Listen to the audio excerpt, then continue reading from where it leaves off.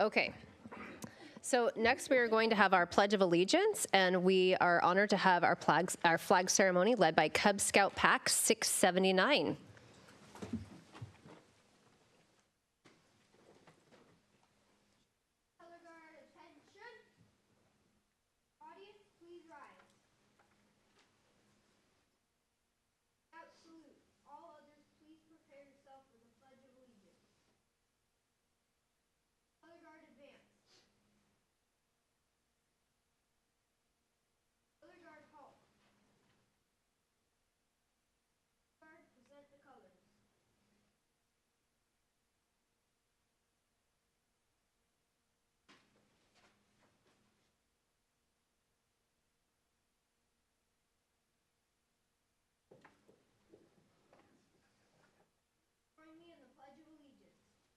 Pledge allegiance to the flag of the United States of America and to the republic for which it stands, one nation, under God, indivisible, with liberty and justice for all. Color guard salute. Oh, sorry. Color guard post the colors. Color guard salute. 2. Color guard dismissed.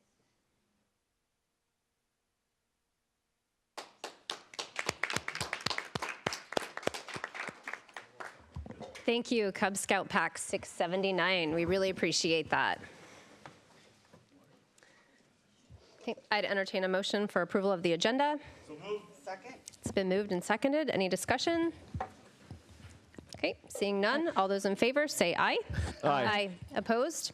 Okay, by a vote of 7-0, the agenda is approved. Next, we'll have public comment.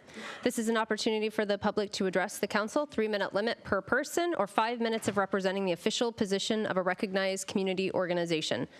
Please be aware that council meetings are videotaped and available to the public.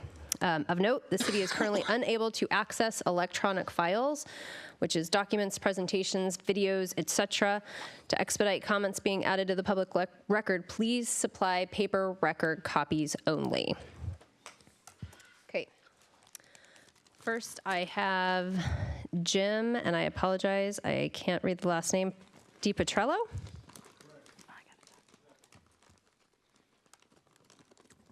Go ahead up to the podium. Yep. Name and address. James DiPetrillo, 3020 230th Place, Northeast, 98074. Go ahead. All set? Yep. Yeah, I'm commenting on the Senate Bill 5769, which is being looked at right now, and its impact on Sammamish. There was some city council feedback to the Association of Washington Cities Builders. And it states that 76% of R1 and R4 zoned 76% will be impacted and upzoned to R6. That's a very significant amount of people who currently live here in houses. They'll be zoned up to R6.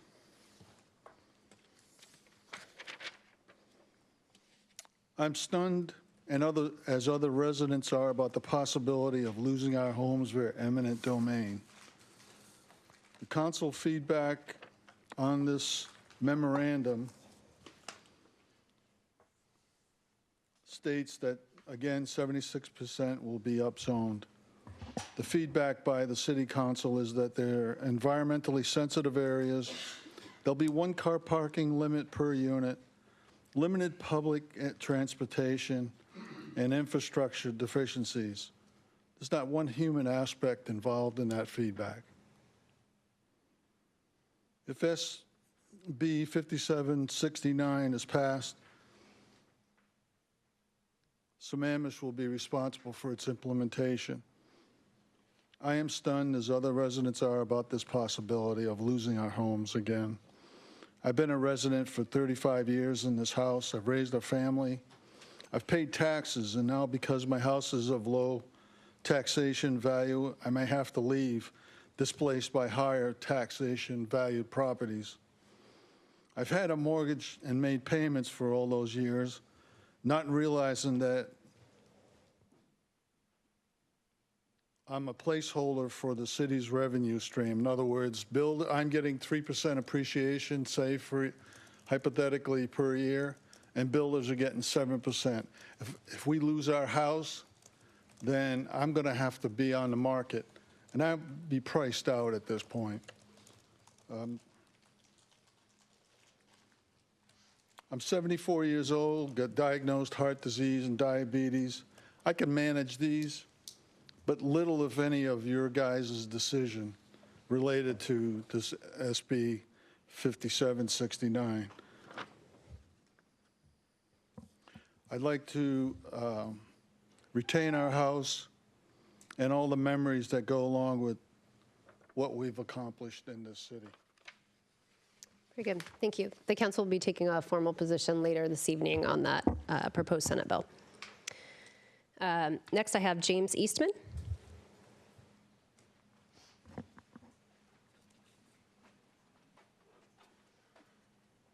James Eastman, 3636 East Lake Sammamish Parkway Northeast. I emailed the council a picture of the ADU I want to build in my yard. Eventually, I don't know when, but I keep my mother-in-law up there. I'll live up there, one or the other, when she comes. But I'm encouraged. Hopefully, we can make that happen by putting a setback table back in the development code, 1 for 1, 2 for 1. I don't care. Just something that is sensible if it's as far in as a house would be. I also noticed that in this code there was a note 3 that was deleted from the residential building height table without any discussion. Nobody on planning commission or the staff discussed the deletion of that table. And that table essentially, for every extra foot in setback from the property line, allows you an extra foot in building height all the way up to 75 feet. We know that we're in this development code change because of all the people that have been building houses that are 75 feet high.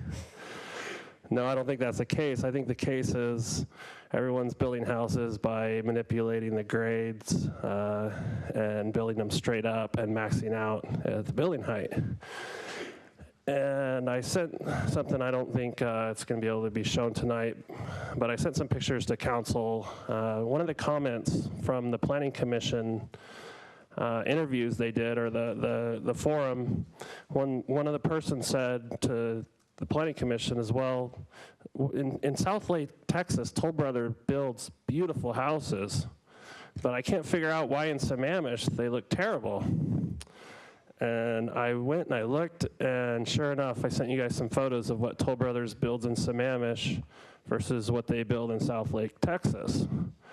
And the funny thing is the intent of the building height code is to get away from what we're building now, which is 3 stories and then a really low-pitched roof just maxed out to the building height, and go to something with more character, which is some of the photos I sent from South Lake, Texas, which actually go over 35 foot.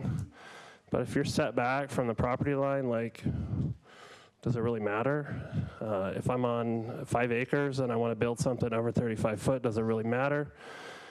And I think what you're going to get, the unintended consequences, you're just going to get a bunch of flat roofs in Sammamish. I mean, the technology, when you say character, you think of sloped roof, because sloped roofs have been around for thousands of years for the water to drain off. Well, with technology now, you can just build a flat roof and not care, and you can max out. So please consider adding back into the code something that encourages sloped roofs. It's better character. The builders are just going to max out at the height limit, and whatever type of roof that can accommodate, that's what's going to go up there. So even if it's 1-to-1, 2-to-1, 3-to-1 setback, just some table. I'd like to hear you guys have that discussion on why it was deleted and whether or not it could be added back in. Thanks. Very good. Thank you. Next, I have James Jordan.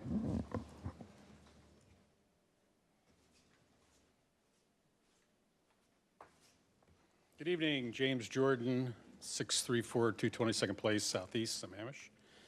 I'm a little dressed down because I just came right from skiing, because I wanted to take the opportunity to say thank you to the city council members who took the time to contact Kara Hobbs and myself regarding the issue of the unnecessary trail that's being pushed by the Parks Department between the Lower Commons and Big Rock Park.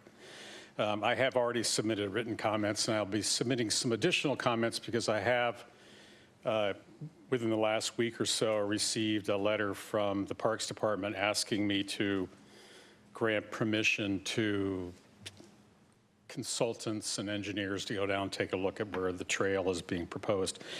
I'm going to say no to that because the primary issue is not the buildability of the trail. Those of you who went down there saw that it is unsustainably unbuildable. It's wet, it's a swamp, the trees are falling down, it's a crazy idea. It would be wonderful if this was the 23rd century. We could have a hoverboard and materialize people from one side to the other, but we don't. It's a salmon spawning stream, and it will be irrevocably ruined by a trail. But that being said, I'm here a lot of times going, no, no, no, you, and I wanted to say thank you very much for all of you who really took the time to listen to us, to take a look at the factors which make the trail being pushed, and I mean pushed, by the Parks Department unnecessary because of all of the other reasonable alternatives that there already are, including the $12 million Southeast 4th and 218th link, which goes directly from the Lower Commons via Southeast 4th, via the sidewalks that are there. The misrepresentations in the memo that has been circulated a number of times by the Parks Department are, in fact, demonstrably false. But I want to say in conclusion, hey, thanks a lot. You took time out of your day. Means a lot to me. You guys put a lot of effort into it. I don't agree with everything, but your commitment to looking into things is very laudable. So thanks a lot. Appreciate it. Thank you. Is there anyone else that would like to address the council?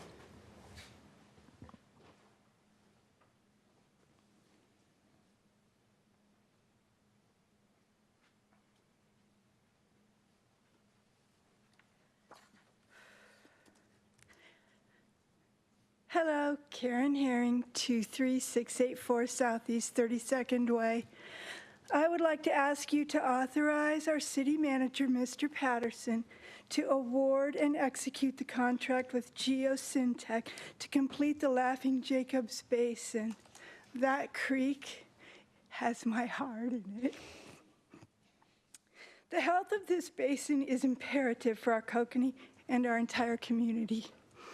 And I'd also like to thank, because I picked up from Larry, the council report from Pam Stewart, council member Pam Stewart, and we should help with that WRIA 8 as much as we can. That is also so important. So do whatever Sammamish can do for us. Thank you.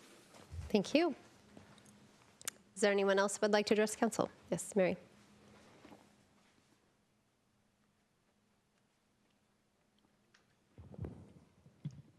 Hello, my name is Mary Wichter. I live at 408 208th Avenue Northeast. Thank you for the fine meeting you had yesterday discussing the development regulations from going from interim to permanent. I'm not sure that you guys can receive emails with attachments, but I'm a very visual person and I did some photos and internet searches for fences, so I'm going to try to talk through those, and at the end you can tell me if I would be able to email that to anybody to see. It's about 45 slides, but they're just pictures that you click through. So first of all, you have fences and retaining walls that can go up to 10 feet. They'll be able to go up to 12 feet now. And I have pictures with LeBron James next to them on my stick that you know of. I have pictures of houses that have 10 feet tall, but it's only green. I have pictures where the fence is very tall, 6 or 8 feet, and there's no trees in front of it whatsoever. There's also ones where the fences and the trees are there. I think the fence could be removed in the long term. There's a picture from Highcroft development where there's a whole bunch of fences in the backyard, and I think you need to puzzle over that one because it's a big mishmash of fences. I'm not sure we need that. Pictures by the teen center where the multifamily there just have trees and a very, very small fence. I also did research to find out what open work fences were and solid work fences. Solid work are like planks. Open work either have squares or some sort of transparency through it. I would like to see more of those, and right now the code says if the city requires a fence, it can't have more than a 2-inch opening. So that's why, like where the construction is, you see those construction fences, which obviously you need during construction, but you also notice a proliferation of them by where stormwater ponds are, that black chain link fence that I used to call hurricane fences, but they're called chain link. If we're gonna have better stormwater ponds, I think maybe we could go away from that. I also have some that are laterally with slats. I don't like those as well, but those could be used instead. I have a couple pictures from Kirkland where the Kirkland bungalows are. I like that little strip in there, and they have stormwater fences around their pond that are not unappealing at all. There's also one where a dog's going through a fence because somebody changed them up, because you do need to have them narrow enough that it isn't unsafe. And then I have some just showing screening. They're picket style. I have a lattice that's only a portion of a fence. Some by the beach that are very artistic. A very scrolling staircase that's artistic. An inside thing that has slots, and it's actually got a tree. Because I think anytime we're doing fences, we need to think about vegetation.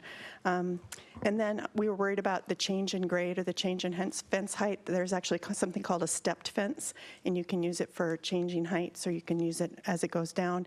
One of the reasons I think you do need to have the 8-foot fences is you're going down a steep slope. You might need to extend the bottom panel to more than 6 feet, even for a 6-foot fence, and there's images of those. I have metal fences with big posts, concrete wood fences with vegetation, big wooden fences that have no gaps that look like forts. The 2 bobcats on the top of the fences, because they like to have that fence cap up there. And in doing it, I realized that if the posts are higher than the fence, do the post height count? So I think that needs to get added to the code. So if someone can tell me if I could email this on, that would be great. Yes, you can. The council can open attachments. PowerPoint or PDF? Nope, PowerPoint's Either. fine. Thank you. Anyone else who would like to address the council? Okay. Seeing none, I would entertain a motion to approve the consent calendar. So, second. Okay, it's been moved and seconded. Any discussion? Yeah. Councilmember Stewart? Could we remove item number 4 from consent, please? Okay, item 4, and let's see, we will chuck that under unfinished business. 4, just 4. Just 4. Okay, all those in favor of the consent calendar as amended, say aye. Aye. Opposed? Okay, by a vote of 7-0, the consent calendar as amended has passed. Okay, we now have a proclamation. This month is National Children's Dental Health Month, and Councilmember Ross has agreed to read that proclamation.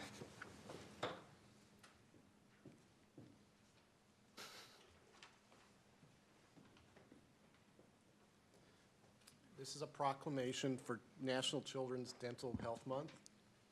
Whereas the future is, to a large measure, dependent on the good health of our children and families, and whereas good health can be achieved in part through good dental habits and oral health care learned early and reinforced throughout life, and whereas good oral health contributes to better nutrition, improved ability to concentrate, and improve school attendance, and whereas the city of Sammamish is dedicated to a strong commitment to all children in our community through many early children and school programs, and whereas National Children's Dental Health Month is celebrated each February in order to raise awareness about the importance of good oral health, and whereas last year, the Center for Pediatric Dentistry at the University of Washington School of Dentistry welcomed children from throughout Washington for free preventive dental care at the event called Give Kids a Smile that included an oral exam, teeth cleaning, x-rays, and fluoride application, and Center hopes to hold such an event this year as well. Now, therefore, on behalf of the City of Sammamish, Mayor hereby proclaims February 2019 to be National Children's Dental Health Month in the City of Sammamish, and I encourage all citizens to join me in this special observance. Thank you, Councilmember Ross. Okay, our next order of business will be that unfinished business item number 4, which is updating the existing City Council Governance Committee charter. Councilmember Stewart, would you like to speak to that since you pulled it? Yes, thank you. So I just had 4 pieces of feedback. One is that we make a statement in terms of the sort of the breadth of responsibilities to include fiduciary responsibilities, which I think doesn't really belong on the governance committee because we have a finance committee. It's unclear to me when it says that we would coordinate with the mayor to correct council behavior. I don't know what that means. I'm not sure that we should have that in a committee unless we can clarify what that is. The third item is overall city governance structure and process. That seems pretty broad to me. I think the committee's goal is to look at how we can improve processes, but I'm not sure about the structure. And then in terms of approving the minutes, in other committees, what we've done is we have all of the members work on them by mail so that we can get them out timely, but not just the chair. So I'd like to propose that we make those 4 changes, if possible. I'm not sure we were all tracking, at least I wasn't. I was trying to catch up with where you're at, but maybe you can point us. I'm assuming you're looking at the gray boxes on the left-hand side. I'm not looking at any gray boxes. I'm just talking about the text from the charter. Yeah. From Okay, the charter. there's gray, at least on mine, it's gray running around on the left-hand side. Yeah. Can you point us to which title you're at on the first one so we can all follow? You recommend deletion of these or modification?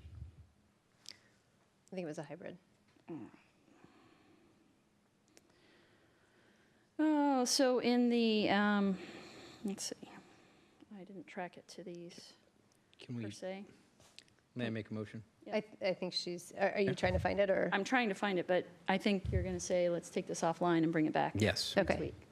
Councilmember Ritchie? I'd like to make a motion that we table this until we're able to do more research on it and bring it back in a more complete form. I'll second that. Okay, it's been moved and seconded. Discussion? Councilmember Hornish. We need to get it done. Okay. Councilmember Valderrama. I suggest we send it to the governance committee and they bring us something that they agree on. Okay. Let's see. Councilmember Ross, you look like you're reaching for your button. Yes, no? Found it. Okay, Councilmember Ross. Yeah, I think we just spend 5 minutes to get this done. Okay.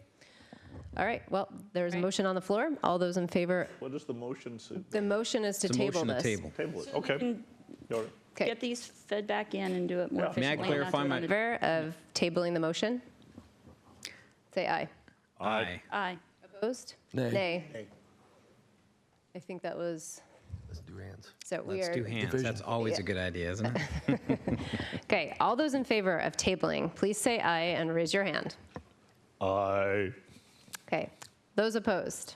Nay. Okay, the nays have it. So we will be dealing with the issue Okay. here. If you can help, I'm doing it. Description of tasks, E. It says fiduciary responsibilities. I don't see where the governance committee has any fiduciary responsibilities. which letter, sorry? I said E. Thank you. Tasks F, coordination with the mayor to correct council behavior if Can we necessary. do one at a time? Hold on, okay, yeah, let's go, well, let's just do it by block. So she's got a couple in there. Are there any other in description of tasks? No, I think that's the Okay, only so two. E and F. Oh, no, actually, sorry, NG, overall city governance structure and process. I think it's complete overreach to say that this committee is going to talk about the overall city governance structure. I think we talk about processes only. So I'd like to delete the governance structure. Okay, Councilmember Hornish. I wanted to speak to fiduciary. It's not financial. Fiduciary is a responsibility to the constituents directly. It's not a financial responsibility. It's a very different than financial, so it has nothing to do with the finance committee. Well- It's very, very different.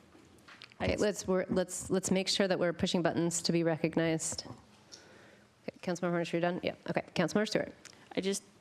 I don't understand what, I just feel like this committee was formed for specific reasons, and these description of tasks make it very broad, and I just think that it's too broad. So city council governance practices, including transparency, accountability, fiduciary responsibilities, and management oversight.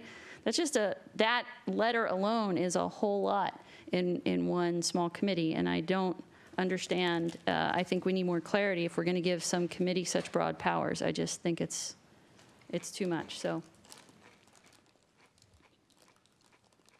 Okay. I'll speak to it, but, Councilmember Ross, go ahead. Did you want to speak? Yeah, you're using the term broad powers. The committee is nothing more than a recommender of change policy. And so I don't think power is an issue in the discussion. I think that committees will roll up suggestions to the body, and the body ultimately has the power to or not to execute on what's brought forward. As far as letter F, which is coordination with the mayor to correct council behavior if necessary, I think that is, I wouldn't swear to it, but I assume that that is prescriptive to council meetings, and that is a duty of the chair, whoever is the chair, which is the mayor in our case. And so I'm not sure who is going to correct council behavior if it's not the chair. Well, why does this need to be in the committee? Councilmember Hornish. Speaking to that matter, I think that's exactly, it's a recommendation from the committee for the mayor if there's a close call to get some input, but then it still has to come back to the whole council, I think. So it's not, there is no power, I think, like Councilmember Ross said. As to G, I think it might be too broad to say city governance. I think it should be council governance instead of city, because city is, to your point, is more than, I think, than what we are as a council, so. Okay, Councilmember Stewart. I still don't understand what role, it's unclear to me what role the idea that this committee, I mean, basically with this list of tasks, you're basically saying that the governance committee is going to have purview and discuss basically everything. And I just think that the committees need to be more specific. I think it's too broad.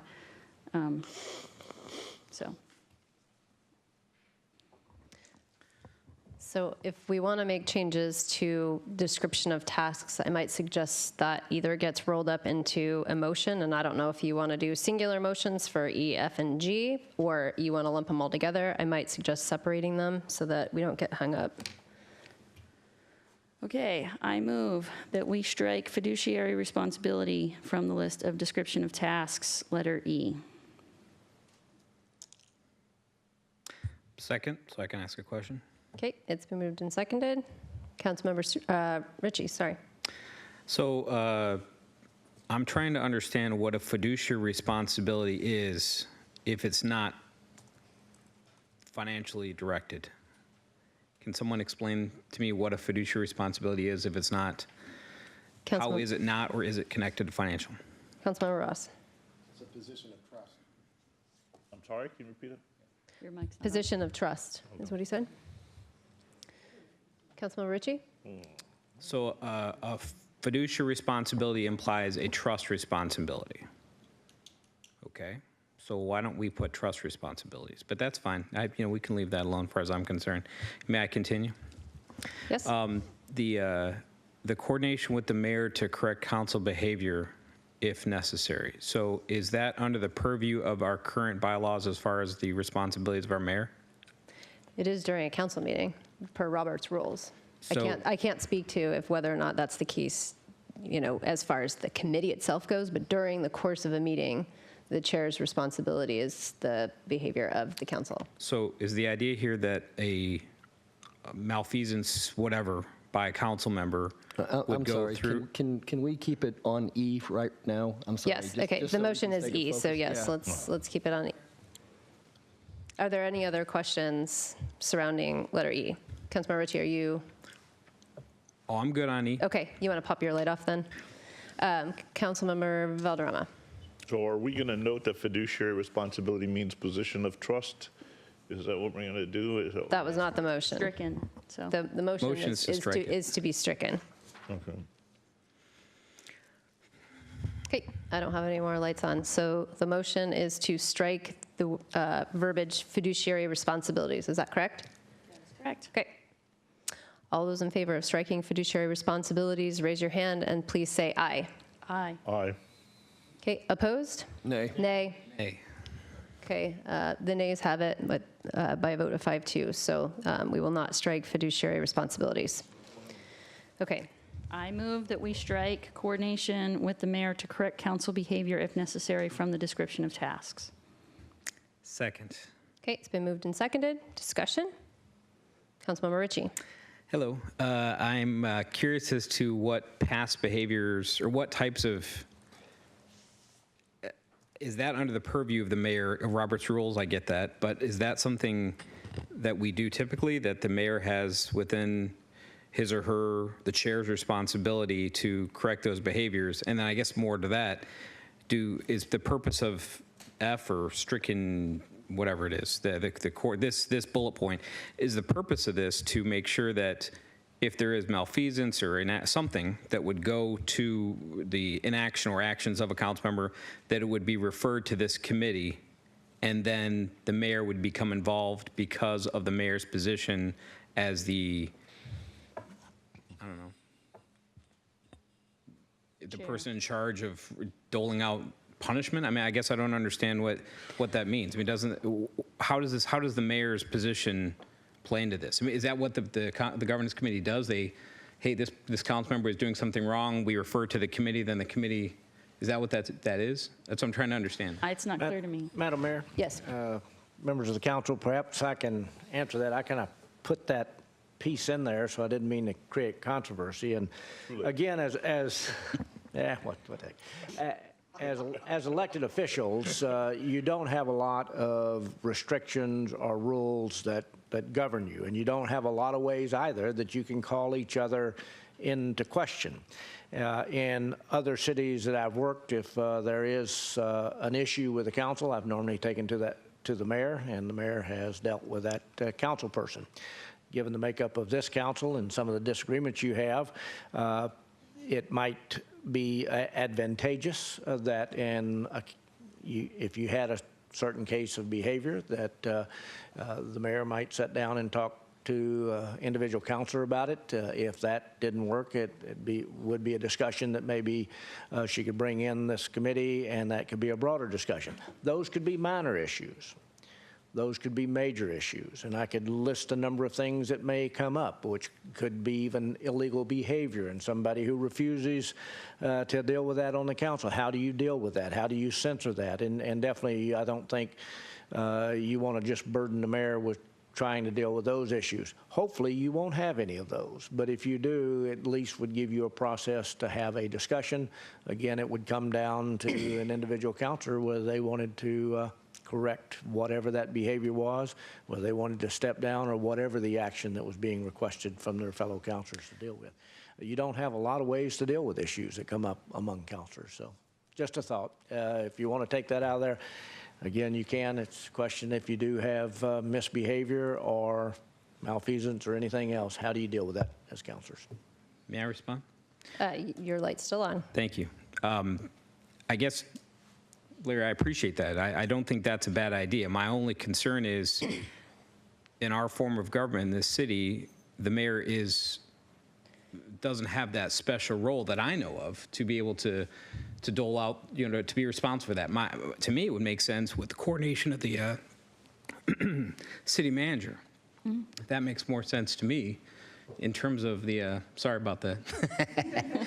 Yeah, that would be something we would want to coordinate with you. I mean, I get that we want to bring it to a committee, that makes sense, for certain issues, but I would expect that we would go to the city manager, and that would be the person that would kind of sit down and say, here's what's going on, and bring in legal if need be, rather than the mayor, as in our form of government. That's to that.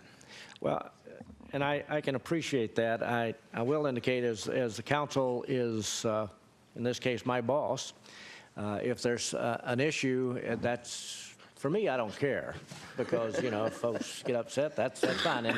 And already I've had some of those conversations, but I think for your permanent manager, again, issues with the council is better handled with the council. The manager may advise you some, but actually in dealing with those issues, that's an awkward position to put your manager in. Well, coordination isn't dealing, right? the word coordination to me tells, well, that's fine. I mean, I guess I'm just trying to understand the roles. I mean, if in coordination with the appropriate body, I guess what I'm trying to get to is that the mayor is a council member in this. It's more ceremonial, as I've heard, Mayor Malchow say. So to me, it's, I'm trying to understand what the purpose of having the role of the mayor now and future in that role, in that committee, in that assignment, and to be aware of it, yes, to coordinate with them about what. That's why I wanted to table it, just to try to understand what we're trying to get at here. But we could add somebody, I don't know. And again, I can appreciate that concern. I don't know of any rule that's written that says the mayor has any more authority than any other council person. So I'm not saying the mayor can go to a council member and say, cut that out, because have a conversation, particularly if it's something that is creating consternation among the council, but it's up to that councilor to make that decision. It may have a little bit more punch if it was a few of you that went to a counselor and said, we'd like you to cut that out. Again, any one of you can say, nope, I'm not going to do that. I'm going to continue down that road, because you don't have, each of you are an elected official. You have your own responsibilities. How you deal with issues among yourself is always difficult if you have some type of misbehaving going on. And I'm not talking about disagreements on issues or even healthy debate. I don't think any of you are going to cut each other off on that, and knowing your personalities, I know that's not going to be the case. But if it's something that goes beyond that, if it's something that's embarrassing to the council and something that's embarrassing to the city, how do you deal with those type of issues? Always awkward. Definitely not something that you want to cast your staff into. It's not something that, again, any one of you can go to the other one and say, we don't want you doing that, because individual councilors are going to make that decision. But how you deal with that, and deal with it hopefully in a discreet fashion if it calls for that, I think it's just something searching for. This may not be the appropriate venue to do that in, but just a thought. And again, if you want to take that out, I have no objections with that as Appreciate that. Thank you. Councilmember Valderrama. Yeah, going back to the earlier, I was trying to find the actual role of the mayor that's described every year, and we read before the new year where the mayor in our city is one of 7 council members, and it's a ceremonial position that just presides over this meeting. There's never been a past case where committees even went to a mayor, ceremonial mayor under this form of government. And as was stated, given that it is one of 7 peers, I think it would make more sense to say to bring it to the city manager and then determine if it comes to the full council. Okay. Is that it? That's it. Okay, just making sure. Councilmember Hornish. I tend to agree that with our system as a weak mayor system, maybe the mayor doesn't belong in there, but I think it could be a committee that recommends to the council correction to council behavior if needed. Councilmember Ross. Yeah, I think it's a good step to keep it in the family first. I don't recommend going to the city manager. And I agree with Councilmember Hornish that it doesn't need to be the mayor. It could be a committee member. It can be position one's firstborn. It doesn't matter. Yep. It just, it's got to be someone that allows us to work it within. Otherwise, the only option is go straight on this dais and do censures and that. And that's not pleasant. So I think it's much better to have an opportunity to work amongst ourselves in a deliberate manner. So I think it's a good approach. So maybe it is change that mayor to a committee member or something, or the committee. Or the committee. Deputy Mayor Moran. Well, this brings me up to a bigger question that I brought up a few weeks ago, which is this is one of those committees that I don't think should be a committee. This is one of those things that I think should be run by, isn't a committee. This is all of us. This is one of those things that should be a committee of the whole. This is one of those things that should be all of us. This should even, in my mind, the governance committee isn't a committee. The governance committee is the council. And I'm just going to throw that out there one more time. Okay. I certainly think we could, I think having language in here relative to behavior would be good. It could just be coordination with the committee, or that somehow that the committee is dealing with council behavior if necessary. And then the committee can choose or not to bring that forward to the full council. Because I think to Councilmember Ross's point, if there isn't a mechanism to deal with council behavior that's written, it's going to come up here at the dais. And I think that's the least desirable mechanism to daylight things that are problematic. I think that would be better off. And it's not that our committee meetings aren't public too, but that's certainly less forward facing than having them aired out up here at the dais during a council meeting. Councilmember Stewart. Yeah, there's also a little thing called the OPMA. So right now, our mayor is on the committee, but if the mayor weren't on the committee, then you'd have 4 council members discussing city business, which is actually not legal, so. Unless we put the mayor as a required committee member, but I think. No, that's not appropriate. I'm just saying that eliminates the OPMA. Councilmember Ross. I already did a motion. Okay, can Councilmember Ross. You know? Okay. Councilmember Ritchie? I make a friendly amendment, please? Sure. Any kind of amendment? Not a friendly amendment, but you can propose an amendment. I will make an amendment to my friend Pam. I would like to strike the words coordination with the mayor to correct. And I'd like to insert review council behavior, comma, if necessary. I'll second it. Okay, it's now been moved and seconded on the amendment. Is there any discussion on the amendment? Councilmember Stewart. I do appreciate having a place to go, but okay, so we just changed the wording. Let's say we change the wording to review, then what? So I feel like it's kind of a slippery slope. So the committee goes off, they review some council behavior. Again, we just said we don't empower the committees to do anything other than bring things forward to the full council on the dais. So by giving this power to this committee, you're now giving power to a committee to go off and take action without the consent of the full council. And I just want us to think about that before we go there. I'm not necessarily saying it's wrong. I just want us to not have unintended consequences. Councilmember Hornish. I think we're stepping in the right direction with this motion, but I think it is lacking a little bit. I'm thinking more along the lines of something review and recommend to the full council ways to correct council behavior if necessary. And I'll make that, I'll make a motion to amend a third time. Amend the amendment. Amend the amendment. Can we do that when we have a motion on the floor? I'll withdraw my motion. Or my Your amendment. Okay. Okay.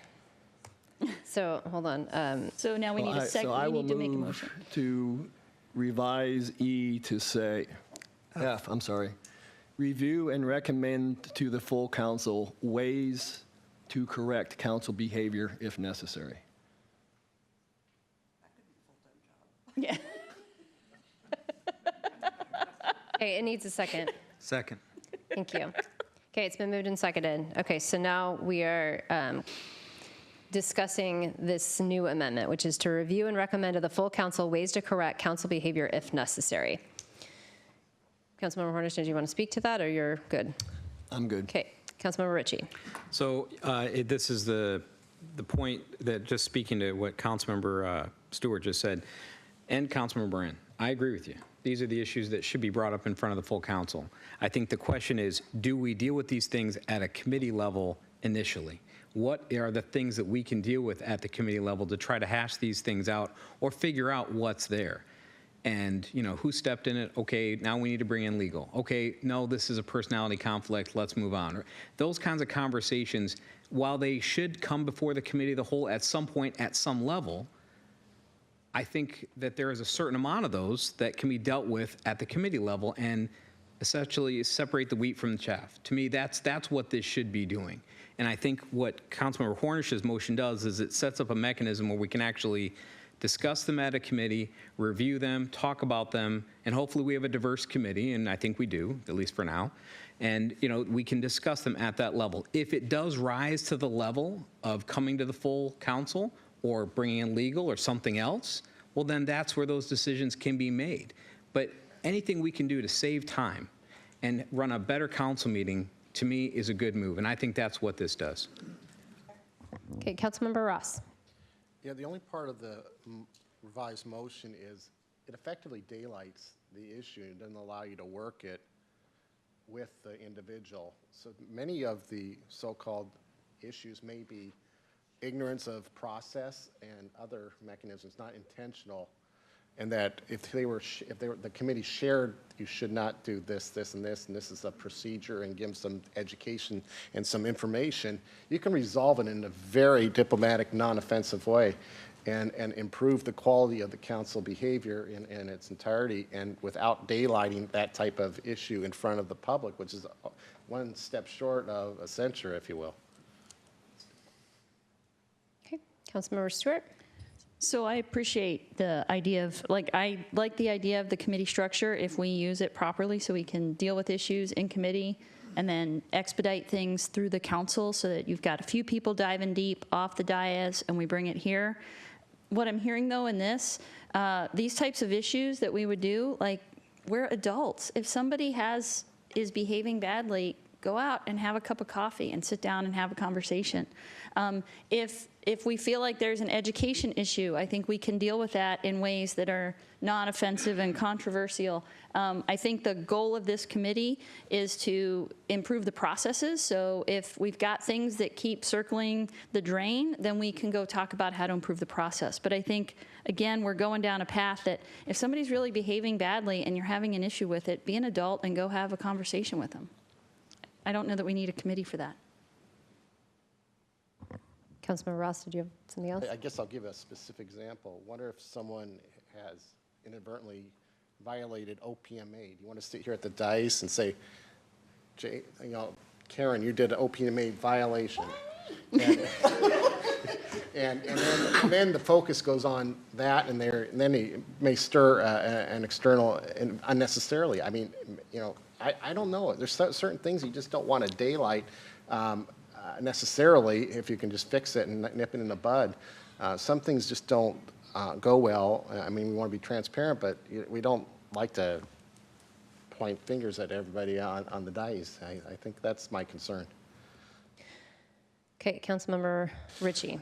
So to Councilmember Ross's point, I believe all these committee meetings are recorded. Is that correct? Audio. Yes, recorded, okay, audio recorded. So they're open to the public, correct? Yeah. Yes. So they are smaller public meetings like our council meetings. So they are open in as much as they are publicly available to people. So I'm certainly not trying to diminish, at least my comment here is not intended to diminish any kind of open discussion or public transparency on these issues. I think what the purpose of this is, as it's amended, and why I support the amendment, is to help with the procedure of council meetings to avoid large-scale knockdown, drag-out arguments and personal attacks at a council meeting. And if we can sort those kinds of issues out at the committee level or delineate them from malfeasance or whatever else, then we have, in my mind at least, we've had an effective usage of our committees. And as much as it's public, a public council meeting, a public committee meeting, the public is aware of all of it, and well, they should be. But at the same time, the purpose of this, as far as I can see, as far as I read it, is to help, kind of lubricate the process, the wheels of the governance process here to me. So that's a good usage of this committee in as much as it helps us review actions or review problems with council members or review potential conflicts. They're not necessarily directing any action. It just creates an opportunity to have those conversations, not offline, but maybe in a smaller chat room, that kind of thing. So. Okay, I have more lights on, but I'm going to remind council members that you only get to speak twice, and there is an amendment on the floor. So I don't have any other lights on for people that haven't already spoken twice. So I'm going to call for the vote on the amendment, which is to review and recommend to the full council ways to correct council behavior if necessary. All those in favor, please raise your hand and say aye. Aye. Aye. Aye. Okay. Those opposed, say nay. Nay. Okay. By a vote of 5-2, the amendment passes. Now we'll do the main motion, which was to strike F, which reads coordination with the mayor to correct council behavior if necessary. All those in favor say aye. Aye. We've done the amendment, so it makes sense to strike then, because then you have both sitting in there. Okay, Oh, that's I fair. thought it meant, I was All confused, those in too. favor of striking F, say aye. Aye. Opposed? Okay, by a vote of 7-0, we will strike F, so it will be replaced with that language that we did in the amendment.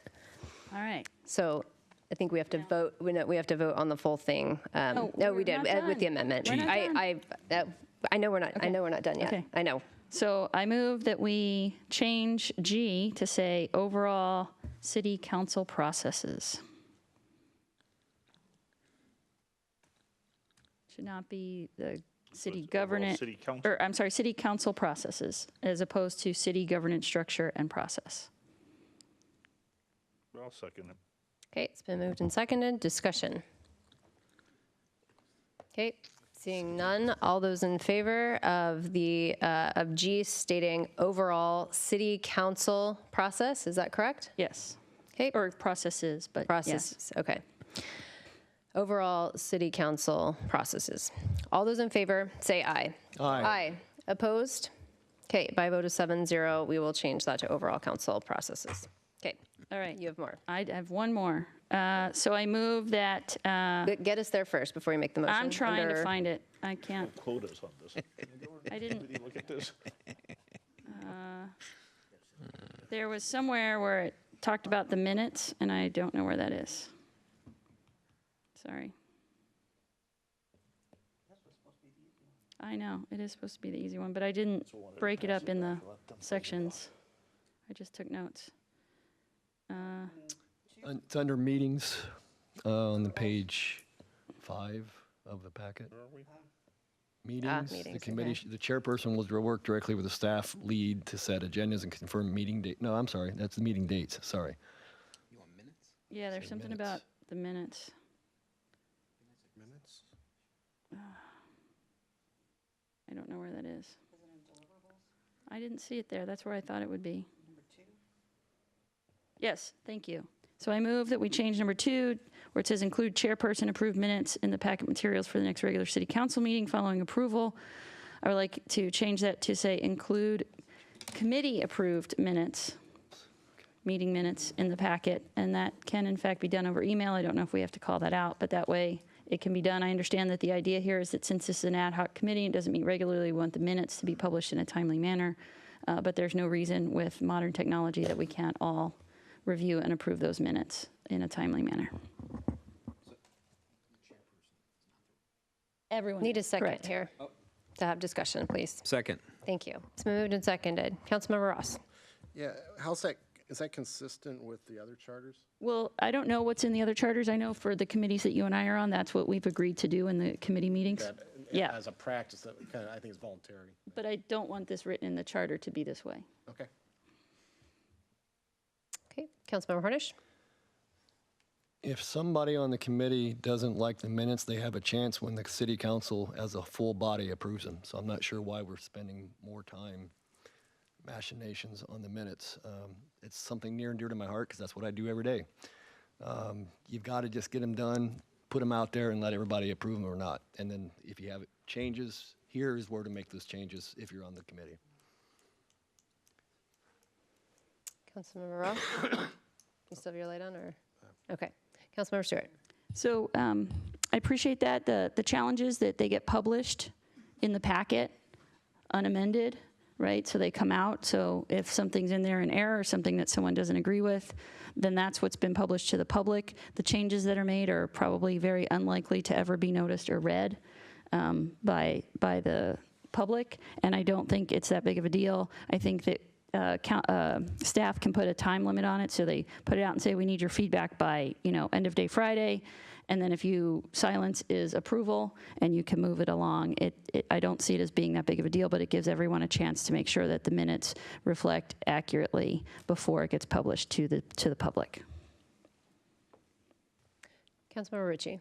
So it was just brought up that the Finance Committee, when we do that, we have our meetings, the minutes are there's a practice. So to me, it would make sense, unless there's some reason, I think we should have all of our committees do the same thing. Yep. Maybe we just need to figure out what that is and pick one and apply that across the board.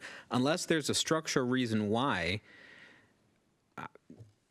I guess I just don't understand, from a corporate standpoint, you're right, from a Robert's rules, or a public awareness level, I get it. I guess this is part of the governance, right? We're trying to figure out a way to try to make our committees and our council run more smooth and create those procedures. So here's an opportunity for us to create a procedure that we can all agree on. So I guess I'm curious as to what we can do to kind of have this almost pulled for a minute or separate it out until we figure out what that is across the board. So whatever we decide we're going to do with our committees as far as minutes and approval of minutes are concerned, that it's applied equally and evenly across all committees. That would be my hope, not just in this one committee. Whatever direction we go, let's pick one and apply it. Is there a reason why we couldn't do that, City Manager? There's no reason why you couldn't do that. If you agree with this type of change, we can look at the others, and if there's change that, we can bring all those back to you and make that Just change adjustment them. with an additional motion. Excellent. Councilmember Ross. Yeah, Councilmember Stewart raises a really good point about the quality of the minutes, and as well as Councilmember Hornish about efficiency of generating the minutes. I would recommend we just keep it as is, and we don't have to change the other charters. But the practice would be that the staff would send it out to the full committee, not just the chair, the full committee, and then the chair, they'll look to the chair for a response, say a prescribed future date, and the chair will if you have a coordination, they'll say, yep, Councilman Stewart's good, and she'll respond on behalf of everybody. We don't want to get everybody involved in the wordsmithing the soup, so the chair at the end of the day will be responsible for sending it, confirming it ready for publication. Okay, I don't have any more lights on. So, Did you? Can I offer an amendment? oh, to- yeah. I think, I agree with you. I agree with what Councilmember Ross just said. Can we amend, is this your motion, Pam? It is. Okay. I'd like to offer an amendment that says include chairperson approved. Include chairperson approved with committee member consent. Council meeting minutes.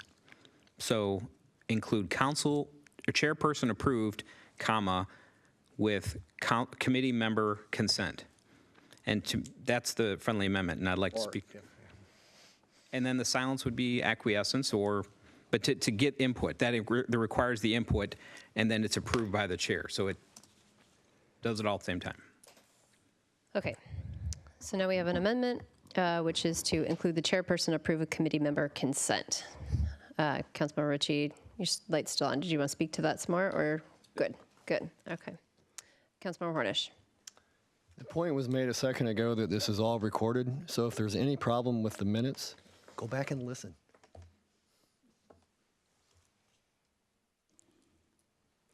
Okay, I don't have any more lights on, so we're going to vote on the amendment first, which is to include a chairperson approved with committee member consent. All those in favor say aye, and please raise your hand. Aye. Aye. Okay, those opposed? Nay. Nay. Okay, by a vote of 4-3, that motion failed, or the amendment fails, excuse me. We'll go back to the main motion, which is to include committee-approved minutes in the packet materials. All those in favor, say aye, and please raise your hand. Aye. Okay. Sorry. What's the motion again? I'm sorry. The motion is to include committee-approved minutes instead of, it currently says chairperson. Right. We're changing chairperson to the word committee. So Committee, include okay. committee-approved minutes in the packet materials. All those in favor, please say aye and raise your hand. Aye. Aye. Okay, those opposed? Nay. Nay. Okay, the motion fails as well, so the current language will stand. Okay, was that the only, that was the last one? Okay. So now we need a motion now to approve the governance committee charter as amended. So moved. Second. Okay, it's been moved and seconded. Is there any further discussion? Okay, seeing none. All those in favor of the Governance Committee Charter as amended, say aye. Aye. Those opposed? Nay. Okay, by a vote of 4-3, the Governance Committee Charter has passed. Okay. Now we will go to new business. We have a discussion on the Human Services Strategic Plan. Mr. City Manager. Yes, Mr. Sugg has moved into the line of fire, so I'm going to turn it over to him to discuss this issue with you.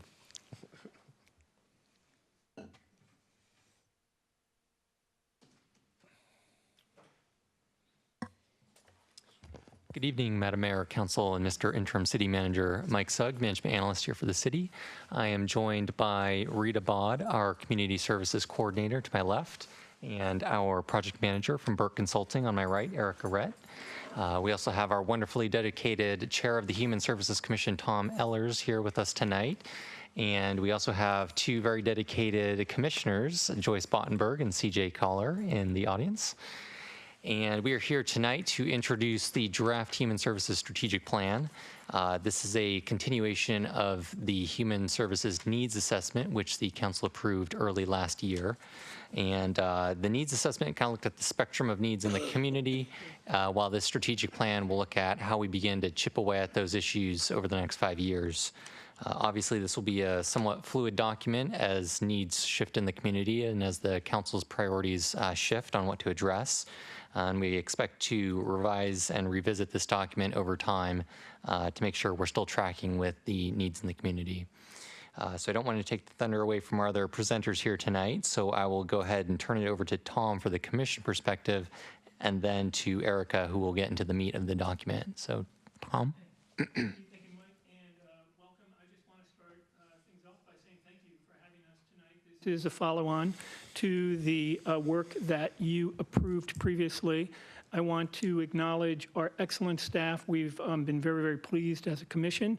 And Erica Rett from Burke will do much of the presenting tonight. I'll have some follow-on discussion around what this means for the commission going forward. But I wanted to emphasize that this body of work that's presented here is really of a whole piece and fully endorsed by the commission itself. So having said that, I'll kick it back to Erica. Hi, I'm Erica Rett from Burke Consulting. Thanks for having me tonight. Tonight we're going to go through a little bit of the background for the strategic plan. We're going to talk about the strategy, and then I'll turn it back to Tom with the Human Service Commission recommendations. And then, of course, at the end, always a chance for council questions and discussion. So in terms of the background, we started working on the Human Services Needs Assessment in 2017, and that body of work identified 5 priority areas for the city: mental wellness, basic needs, cultural inclusion, active seniors, and domestic violence. It also identified, so those 5 priority areas were areas that were seen as places where the city could potentially have the most impact. It also didn't want to neglect the importance of regional advocacy issues in transportation and housing, because we heard over and over again about how those weave into parts of all of the other priority areas and human services needs in the community. In March 2018, the needs assessment was adopted by council, and then that spring, we started development of the strategic plan by outreaching to a number of stakeholders and working with the Human Services Commission. So here we are with a draft of that plan right now. So the city's current role in human services is 2 parts. One is to fund agencies through the competitive grant process that's overseen by the commission. The other is to provide indirect influence in 2 ways. One is to provide land use, transportation, housing, parks and recreation policies that support human services in a variety of ways. And the other is through your human services program that's run by staff, where you provide referrals, promote community resources, and participate in regional groups. The purpose of the strategic plan is it really takes a look at how can the city administer its human services program more efficiently and establish some direction for the investment that you're making both in time and money already in human services. And so what we did was examine staffing, work programs, funding opportunities. And this isn't a major overhaul of the city's role in human services. It really is sets the foundation for future work by making some modest changes over a 2 to 5 year timeline. And we started by talking to the strategy stakeholders. We talked with service providers and nonprofits mostly because we wanted to know how can the city partner with you or collaborate on the work that you're already doing and make the actions of service providers and nonprofits more efficient through city support. We talked with surrounding communities so that we would know how they invest in their human services programs, and so that we had examples to learn from in how they approach their governance and where there's opportunities for joint collaboration and action. City staff gave us a lot of information about organizational structure, and so we could understand efficiency and how what is the city's capacity for action. And then, of course, the Human Services Committee reviewed the strategy to make sure that it was consistent with the human services needs in community and the needs assessment. So here's what the strategy is. Essentially, we are proposing to clarify the city's role in supporting human services, to identify a preliminary staffing model, to designate some initial focus areas, and to develop a work program with some funding alternatives. So the strategy is based in 2 parts. There's 2 different ways that the city can start to begin achieving results. One is to look at the actions that can be taken in the 5 priority areas. And those actions we've divided into 4 different types of roles that the city can take. When you take a look at those roles for human services, we see that essentially the city can take on, there's the role of an administrator, which is to apply the strategy internally to city operations to support human services partners. There's role as a facilitator, which is to support directly the needs of our human services partners. As a communicator, which is really about improving awareness of needs and resources, and then as an advocate, which is to participate in local and regional efforts that improve human services across the board.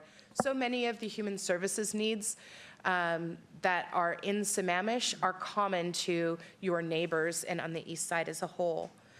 So when we look at these roles, the city can take really any one of these roles in any of the priority areas. And so we take a look at some of the priority area recommendations to find where we can be most effective. In each of the priority recommendations, we know that the strategy establishes a goal, measures of progress, identifies potential partners, and looks at how the city could take action. It's important to know that the ideas that are in the strategy are not exhaustive, but we wanted to put in realistic ideas that were based on the work that we did with the stakeholders. So in terms of mental wellness, the idea here is that the city will address the community factors that contribute to mental health strain and dysfunction, and recognizing and responding to some of those very deep community mental health issues such as anxiety, depression, and substance abuse that came out of the needs assessment.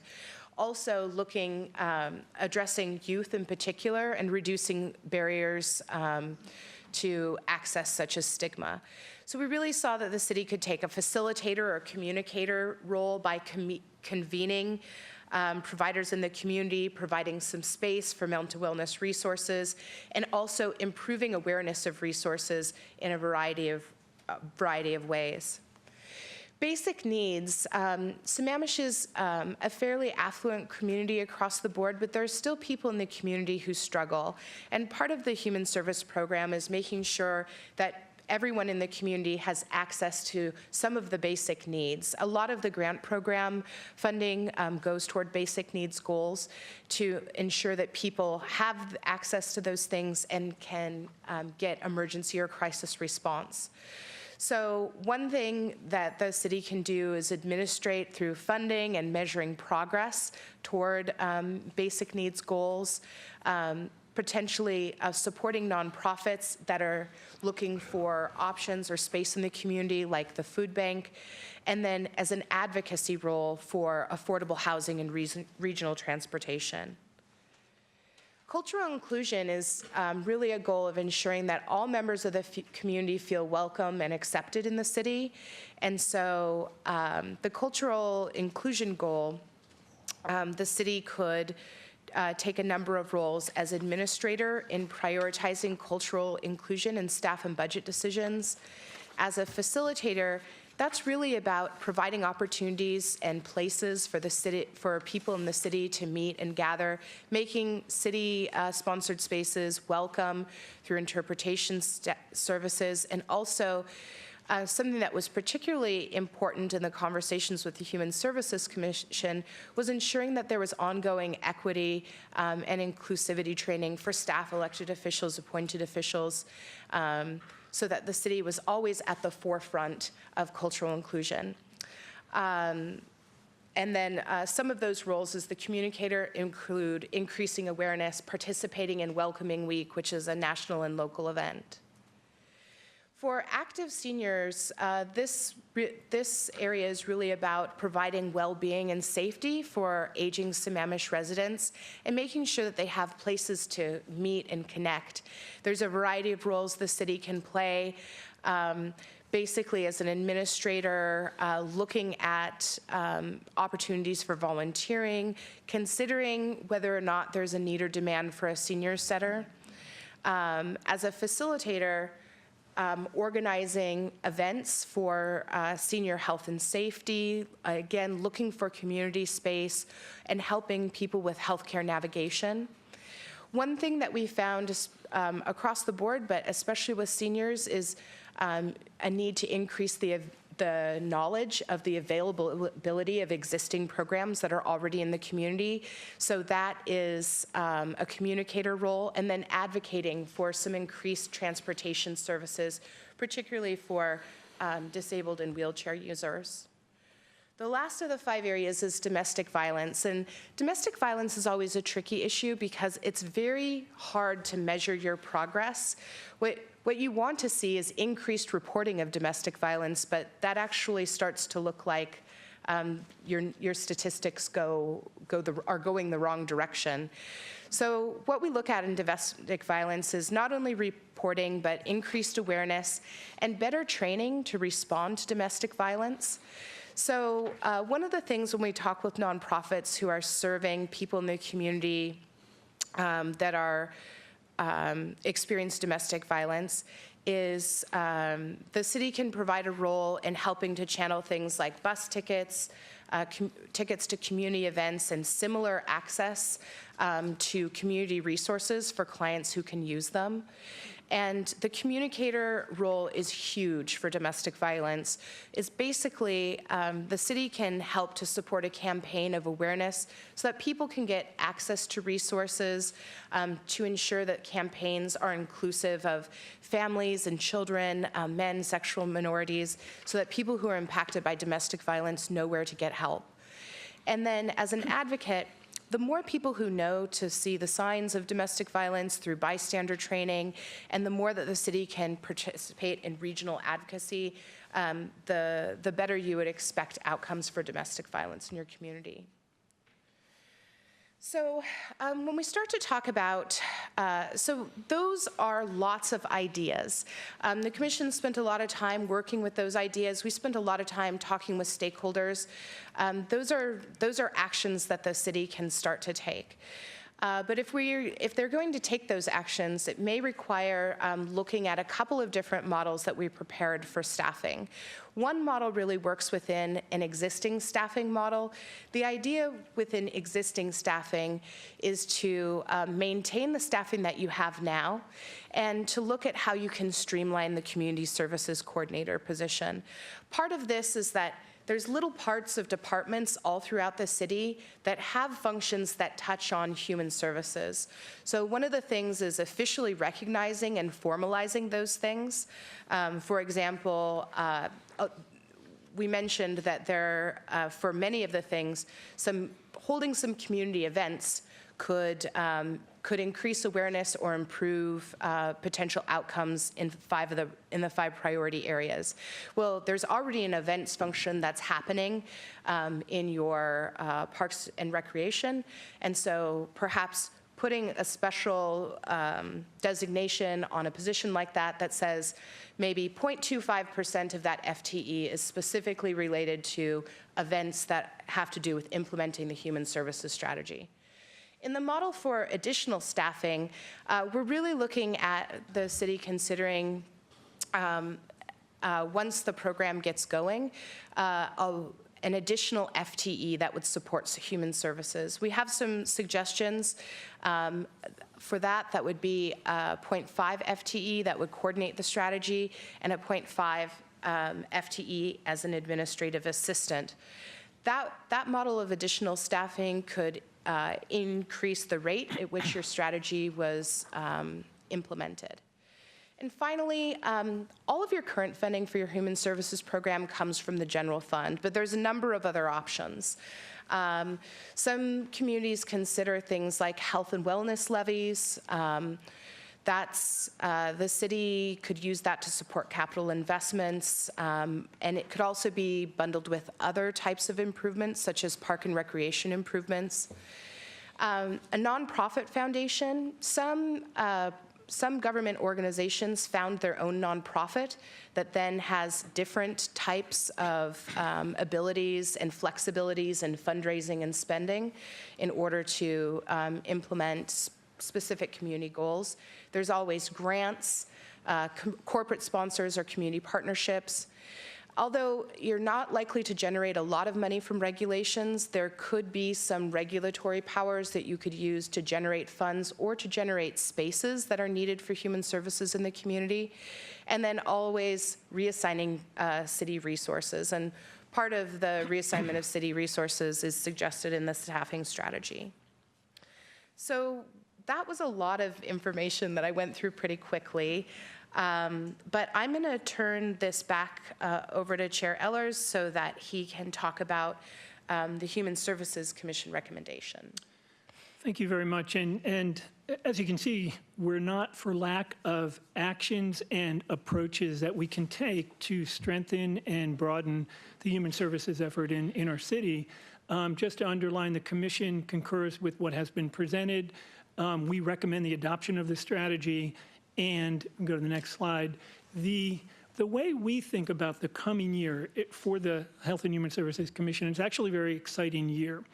And we see our work product divided 3 different ways, kind of a stool with three support structures. The first is to refine what we're doing now, to go deeper.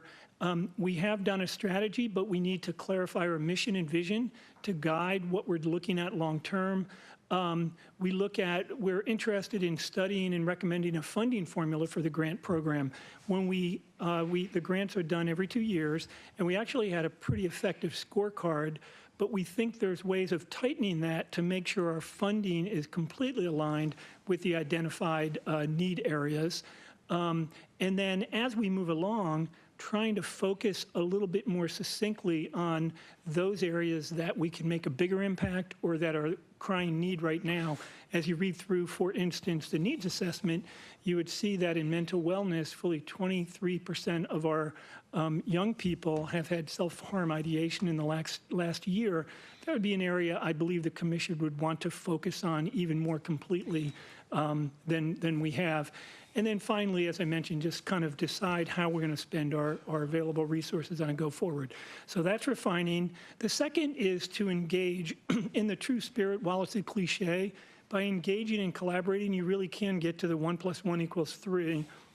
The idea is, now that the commission has done the grant work, it has a free runway ahead of it to go deeper and engage with the city commissions, to engage with yourself in a work session, and to really become more of a regional partner. I believe, given the strength of the city of Sammamish and what makes us unique, including our great diversity, we can be more of a regional player in this area.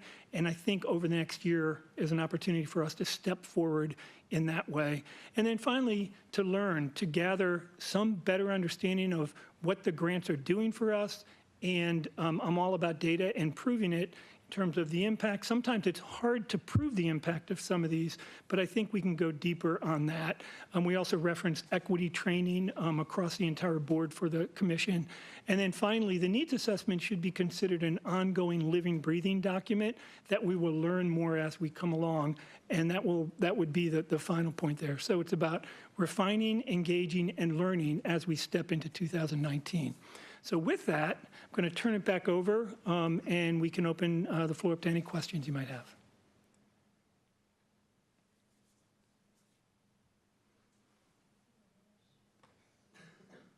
You said the commission's recommending the strategy, but under the, I'll say funding, the FTE, two different strategies. What's the recommendation of the commission? If we adopt this strategy as is, what's the commission's recommendation as to which option for that? Relative to funding? Yeah.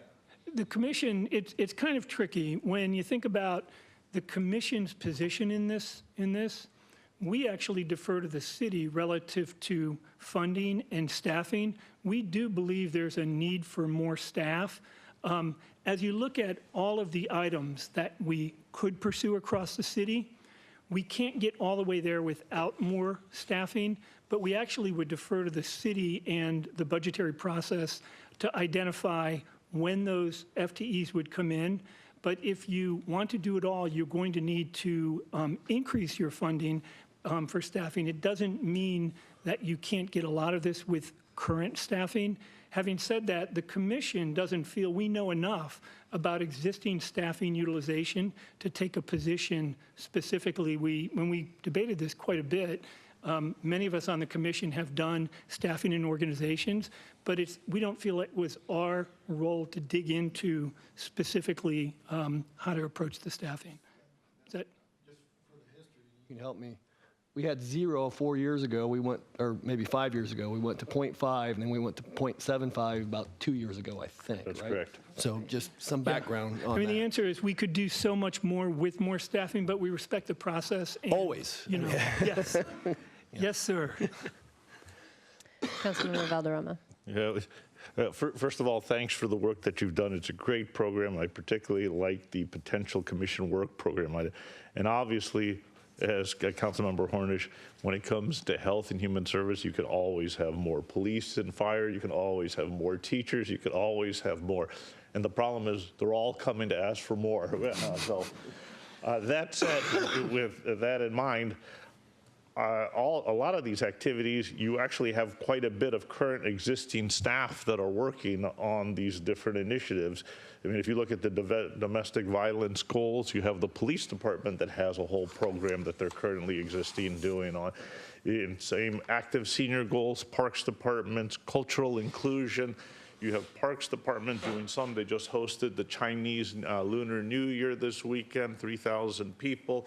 We had Bollywood from the Arts Commission that was done out there. So a lot of dedicated time, and those are annual events that they are looking at this, that don't officially appear but overlap with that. And I think that has to be taken into account, that a lot of these are being done. And so currently, to Councilmember Hornish's, we have ramped up, and we've ramped up a lot of activities because, for example, that 3,000-person event that just took place didn't exist 2 years ago. That's a fairly new one that's come on. So the city has been expanding in those areas. I like the work plan that the commission has. On your early slides, a couple of points jumped out at me, and looking at slides, let's see here, slides 6 and we'll start with slide 6, for example.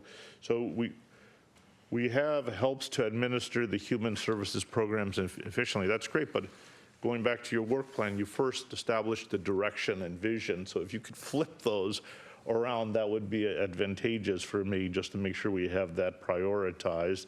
And then likewise on your slide, let's see, I guess it's called the strategy, and number 8, I guess it would be out there. You, after clarifying the city's role, you identify a preliminary staffing model. Well, actually, that should drop down below the others of designate focus areas, just so that you know what you're going to work on and then what the work program is, so that it's a more logical sequence onto it. I think that's part of what then starts to drive the thing in a more effective manner and cost efficiency as well onto that. So those are my suggestions. Councilmember Ross. Thank you. First of all, microphone. Thanks. Really good stuff, and our job is to poke at some of these items to give us additional information, so don't take this as negative, because I love everything the Human Services Commission is doing. One thing that struck me is when I looked at the metrics, and the metrics at first cut are interesting, but I don't think they tell the whole story. And what I mean by that is, if you took a Bellevue, they have a much larger portion of low income versus Sammamish. And so it could be, the hypothesis may be that the lower income is drawing more of their services, therefore a higher per head and per budget human service draw than a Sammamish would be. So I think it would be helpful if we could normalize that somehow to make the demographic more comparable, and so that we don't have this big disconnect from one municipality to Sammamish, because right now we're on the bottom, but it could be largely because we have a very low portion of low income residing here in the demographics. So that's one point. What I'm hearing there is almost an index, so we're comparing a little bit more apples to apples when we look at it. No, we can talk about that. I think that'd be very helpful. The part that struck me when we talked about streamlining existing staffing, I thought initially I kind of liked it, and then when the example of event planner surfaced, I kind of got a little bit concerned for 2 reasons. One is, by taking a portion of events to the human services, you're sub-optimizing the event planning as a whole. Number 2, when you take away from another organization, do you take on greater capacity, or are you actually growing the city, the size of our staffing? And so that's kind of my concern is, and it almost leads to rather than an indirect model, it seems to almost be on path to developing a direct model with a core organization for human services, which I think we have 0.75, and we do that mostly to do the administration and communication. But I want us to be very straightforward and clear. What is the vision, the strategy long term? Is it down the path of coring up and creating a human services department, or does it make sense to have events cored up with other events and they communicate, but you have the optimization of different departments working some of this? So just to react, and then I would defer as well, it's a very, very good point. And I think the idea of perhaps moving things around within the city, we of course would defer to the city in terms of the organization, but it makes sense that this didn't used to be here before, and now it is. So it makes sense to try and align and congeal a little bit in terms of where the focus areas are. That in itself would not be just grow your FTEs because of that. And I think the commission would say that we very much think the current model is the correct one with some enhancements, but we don't want to reinvent the wheel. We think the approach of leveraging existing subject matter experts on behalf of our citizens makes a lot of sense and is very efficient, but we think we can be a little bit more directive in terms of where that's going, but I don't think we'd ever envision a fully staffed, very large, at least for now, because the model itself is actually pretty darn impactful given the limited efforts we put into it. We think we can just be a little bit more robust about it. So I don't know if that directed, thanks. I'm going to follow on what Councilmember Ross had stated. So as I was looking at the comparison, the jurisdictions that are listed there, it looks like many of them are actually direct providers of human services where the city of Sammamish is not. And so it felt like a little bit of an unfair comparison between how much they're spending if they're a direct service provider, whereas Sammamish is indirectly providing funding for other organizations that are directly providing the service. So I think you talked about that indexing, and I think that was one thing that I noted there. There's the other side of that as well, which is most of the jurisdictions listed here, Bellevue, Redmond, Kirkland, and Issaquah on the chart, and that's page 16 or 11 on the actual document, but they have much different funding sources than the city of Sammamish. We've got Costco and Microsoft, and that provides more ability for them, and that may be why they're providing direct services. But Mercer Island wasn't on this list, yet they're further on in the document. You talk about Mercer Island, which they also provide some direct services as well, but they would be probably more closely aligned to Sammamish as far as one of the jurisdictions that might be interesting to plug into here as well. So what I'm taking from the comments is as we grow into this, and particularly as budgetary discussions come in, we can go deeper and make sure we're comparing apples and apples as much as possible. The truth is Sammamish is going to have its own program and its own sensibilities. We're probably more aligned around Issaquah than anything.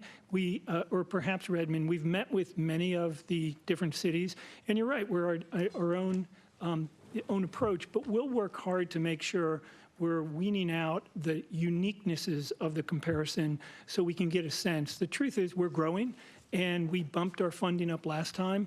We're still underfunded and underrepresented relative to our region, but it is critical to make sure we're comparing apples to apples, is what I'm hearing. Very good. Councilmember Hornish.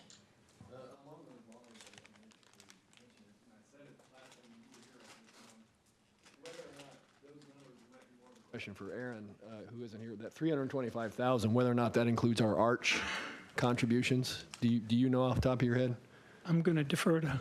That does not include the That's just $100,000 per year in arch contributions. It is just for the human services grants. Thank you. So, I mean, that would change it dramatically as to on a comparable basis, because I consider that part of human services. And you guys are overseeing arch now. Yeah, so. Oh, arch. I thought you said arch. Yeah, that's, we can work that. I'm like, So I think if we're going to look and be concerned about the comps, then we ought to make sure they're apples to apples. But I like your point. We are our own anyhow, so I'm not sure it's that valuable. It's good to kind of see, but I'm not sure it's worth the time and effort to really dig down into it. I mean, at the end of the day, what I hope, I'm not sure if we're allowed to have this dialogue, what I hope we do over the next year is demonstrate the impact and say, if we get more there, we can really accelerate. And this is not making an impact, so let's push it aside. And then over time, the city of Sammamish really will have its own holistic program, is my view anyway. Councilmember Stewart. Yeah, I think it's great to have great data. I think being data-driven is important. I think we need to be careful about over-indexing.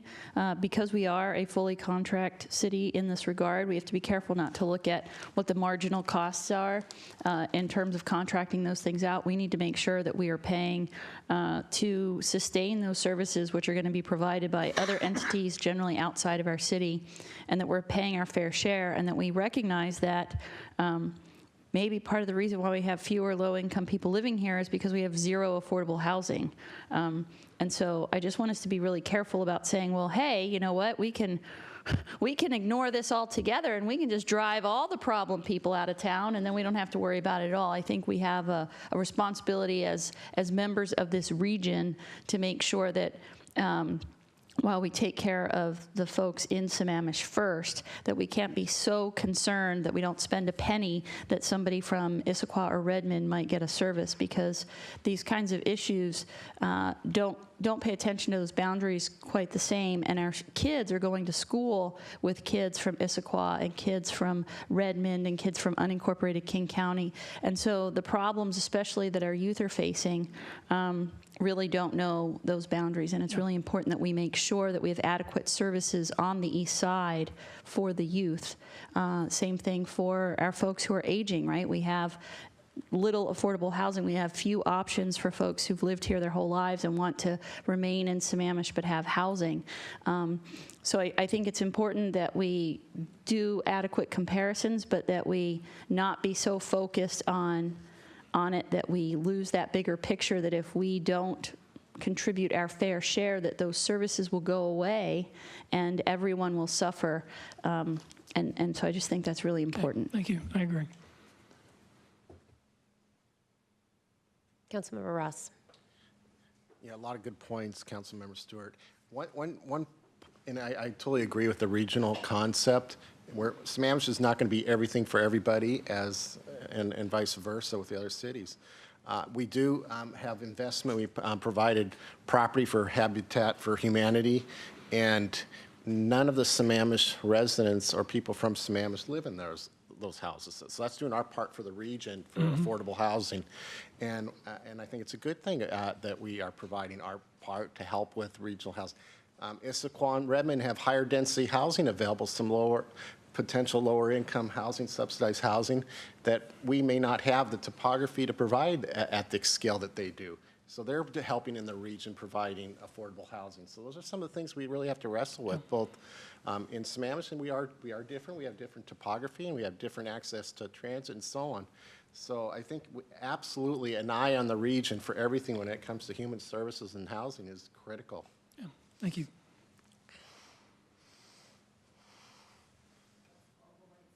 So I don't know that we have any more questions at this point. Oh, nope, another light on. Councilmember Hornish. I just want to know what the plan and process is. I was looking at what are needed from council, discuss and provide feedback. Take the feedback, is it going to be redrafted and come back later to adopt, or what's the plan? Look to Mike in terms of. Yes, our next step is to incorporate the feedback that we heard here tonight and bring it back on the 19th, February 19th. Okay, thank you. Very good. Thank you. Okay. Okay. Thank you. Thank you. Appreciate everyone. Thank you. Council, do we want to take a break before we dive into this next subsection? Let's take a recess. Okay, we'll take a 5-minute break here.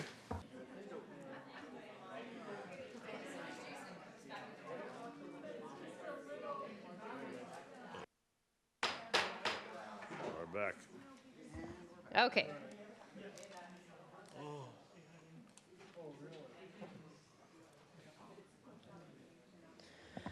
All right, we got a few more things to get through here.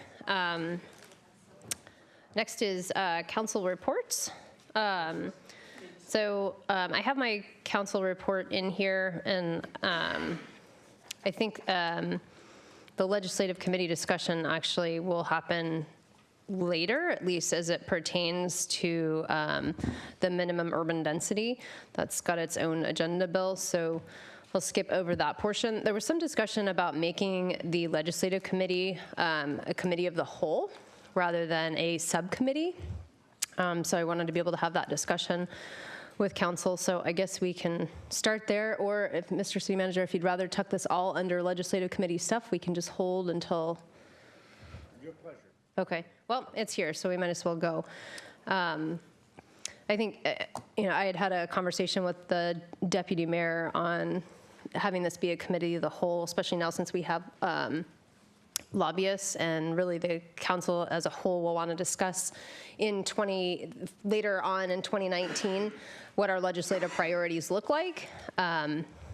So anyway, just open for discussion, and if anyone has any other comments, Councilmember Valderrama.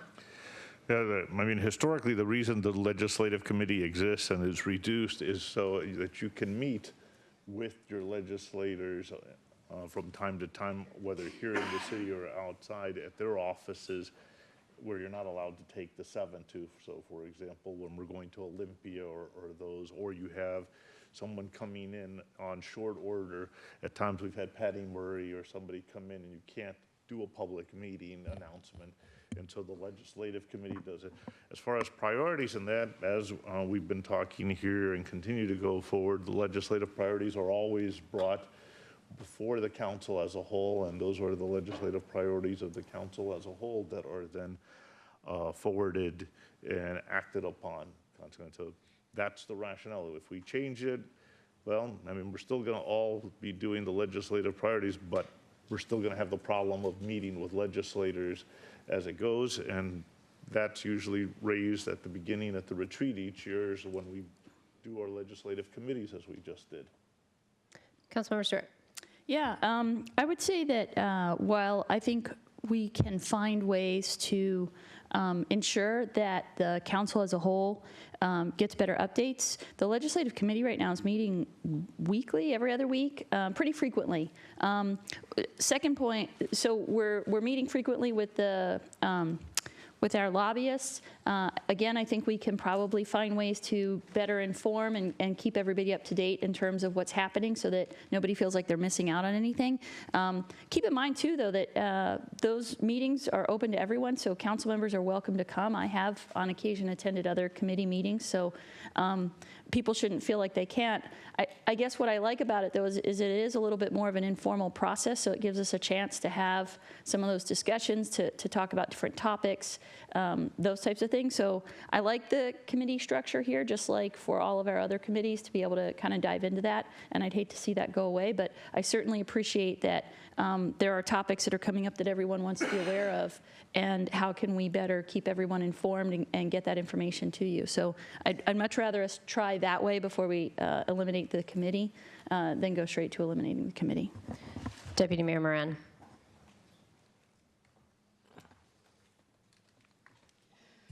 Well, I just feel completely opposite because I feel completely out of the loop. I feel like if everything has to come to the council as a whole, then we should be working out as a whole.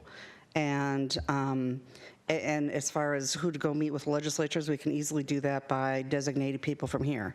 So I just feel like, as with the traffic and some of the other main issues that are important to the council as a whole, this is another one that is important to the council as a whole.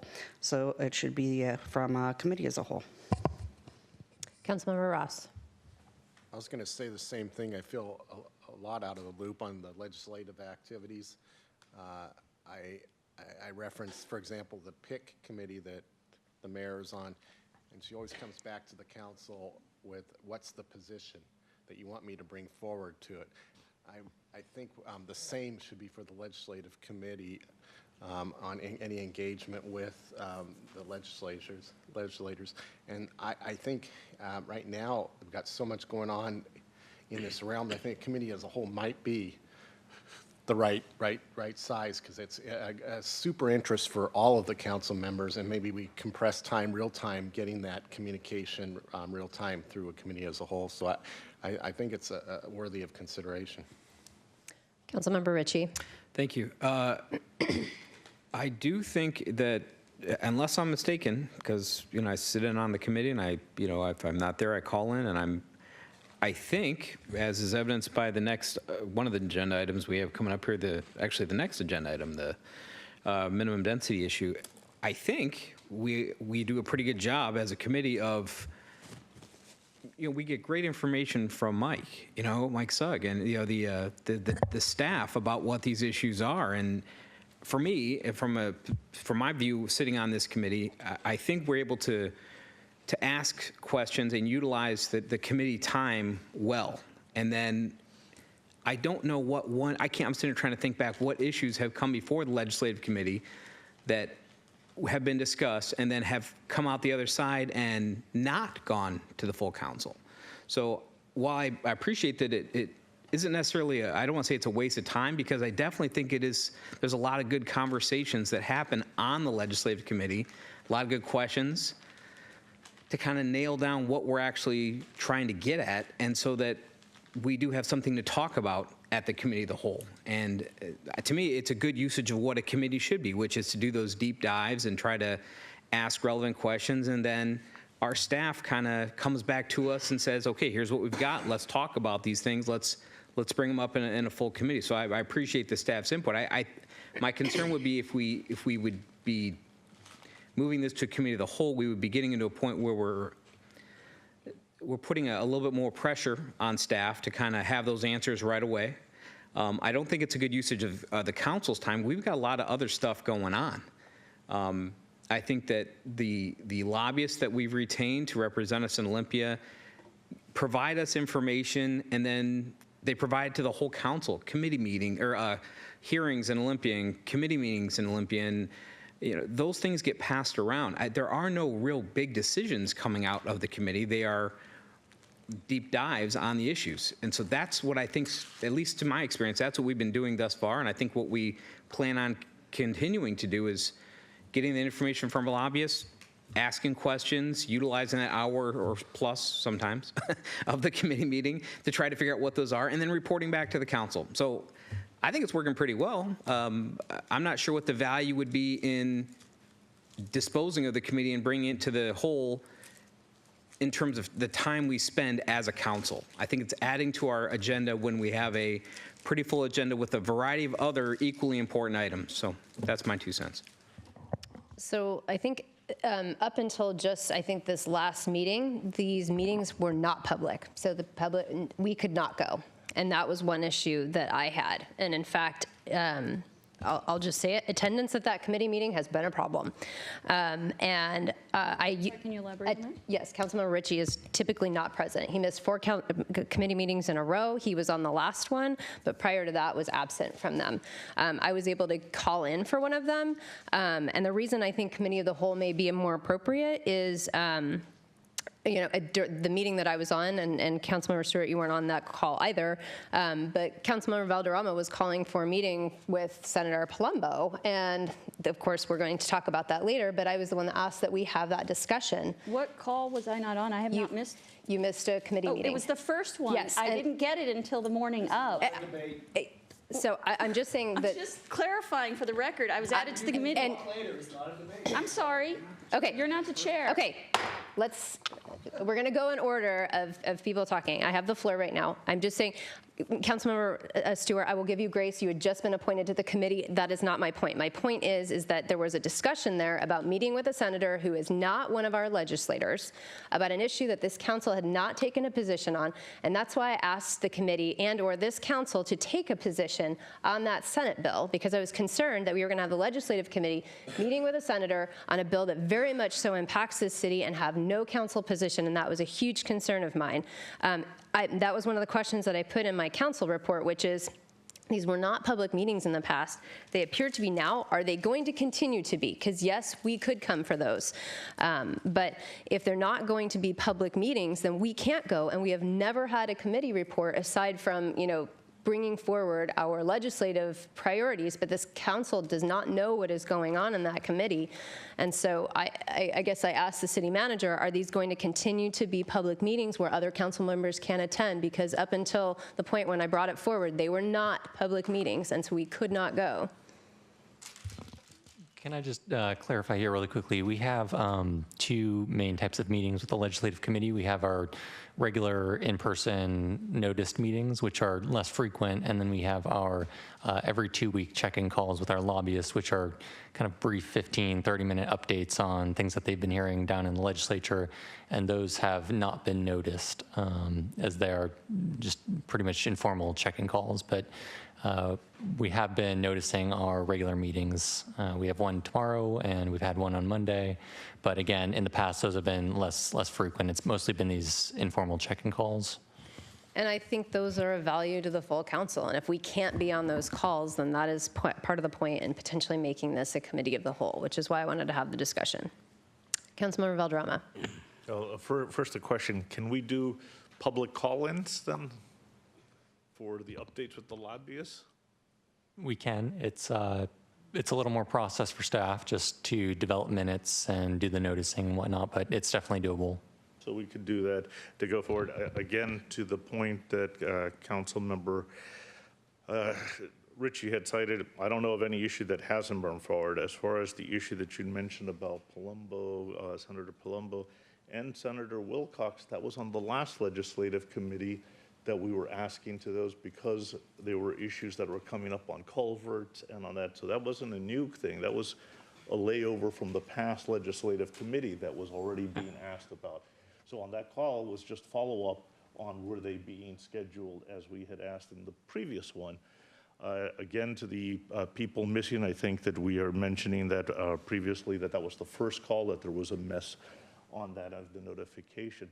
But just as we're doing here, we're coming in front of the council, just as we did with the priorities for this year and for each of these actions on what are we going to be looking at for our priorities and how we're going to be pushing it. And so I don't see any difference. If we're not going to make recommendations at the legislative, then we can bring it here, but it's a much more time consuming. Those calls, for example, at 7 people trying to be on a public meeting call, you're going to have to set up hours. We saw how long it took us to go through this governance committee action here because we didn't want to take it to a smaller group. So that's the reason we have public safety separated out. That's the reason why we have this separated out for the logistics as well as the follow-up. I mean, that's the history of why all the cities have a legislative committee. Councilmember Stewart. So, Deputy Mayor Moran, Mayor Malchow, so, and I think even Councilmember Ross. So, I've just recently been appointed or nominated or whatever on the legislative committee. So I've only been on it for a couple of weeks. I will say that I do think there are things we can improve. And so again, I would say that before we throw the baby out with the bathwater, that we may try for improvements, because Deputy Mayor Moran, to your point, I think things like public safety, right, the Public Safety Committee, everything you guys discussed there is of paramount importance. But you guys having that committee and being able to dive deep on that and then bring stuff back, I think is very efficient. And I would like to see us try to do the same thing for this. There are periods of time, like right now, where there's a lot of activity. And I do think there are some improvements. And I'm not trying to ditch anybody who's been on the legislative committee. I'm new. I have some fresh eyes. So one thing that I noticed is that we do get reports out of public hearings that might be of interest, and that's only getting sent to the legislative committee. I think that should get sent to the entire city council. I didn't know that existed until I was on the legislative committee. So I think that's something that we could certainly do to share that. As a matter of fact, I was going to tomorrow when we had our meeting was to find out if there was a way that we could do a better job of publicly noticing some of these things so that everyone in the community is aware of what's going on at the state level and bring more awareness. So we have these lobbyists now, and they have a lot of good information, and we should be sharing that. I think that this is somewhat new, so I think that we need to evolve this. And again, I'd like to see us try to make the improvements to address the concerns as opposed to throwing the baby out with the bathwater.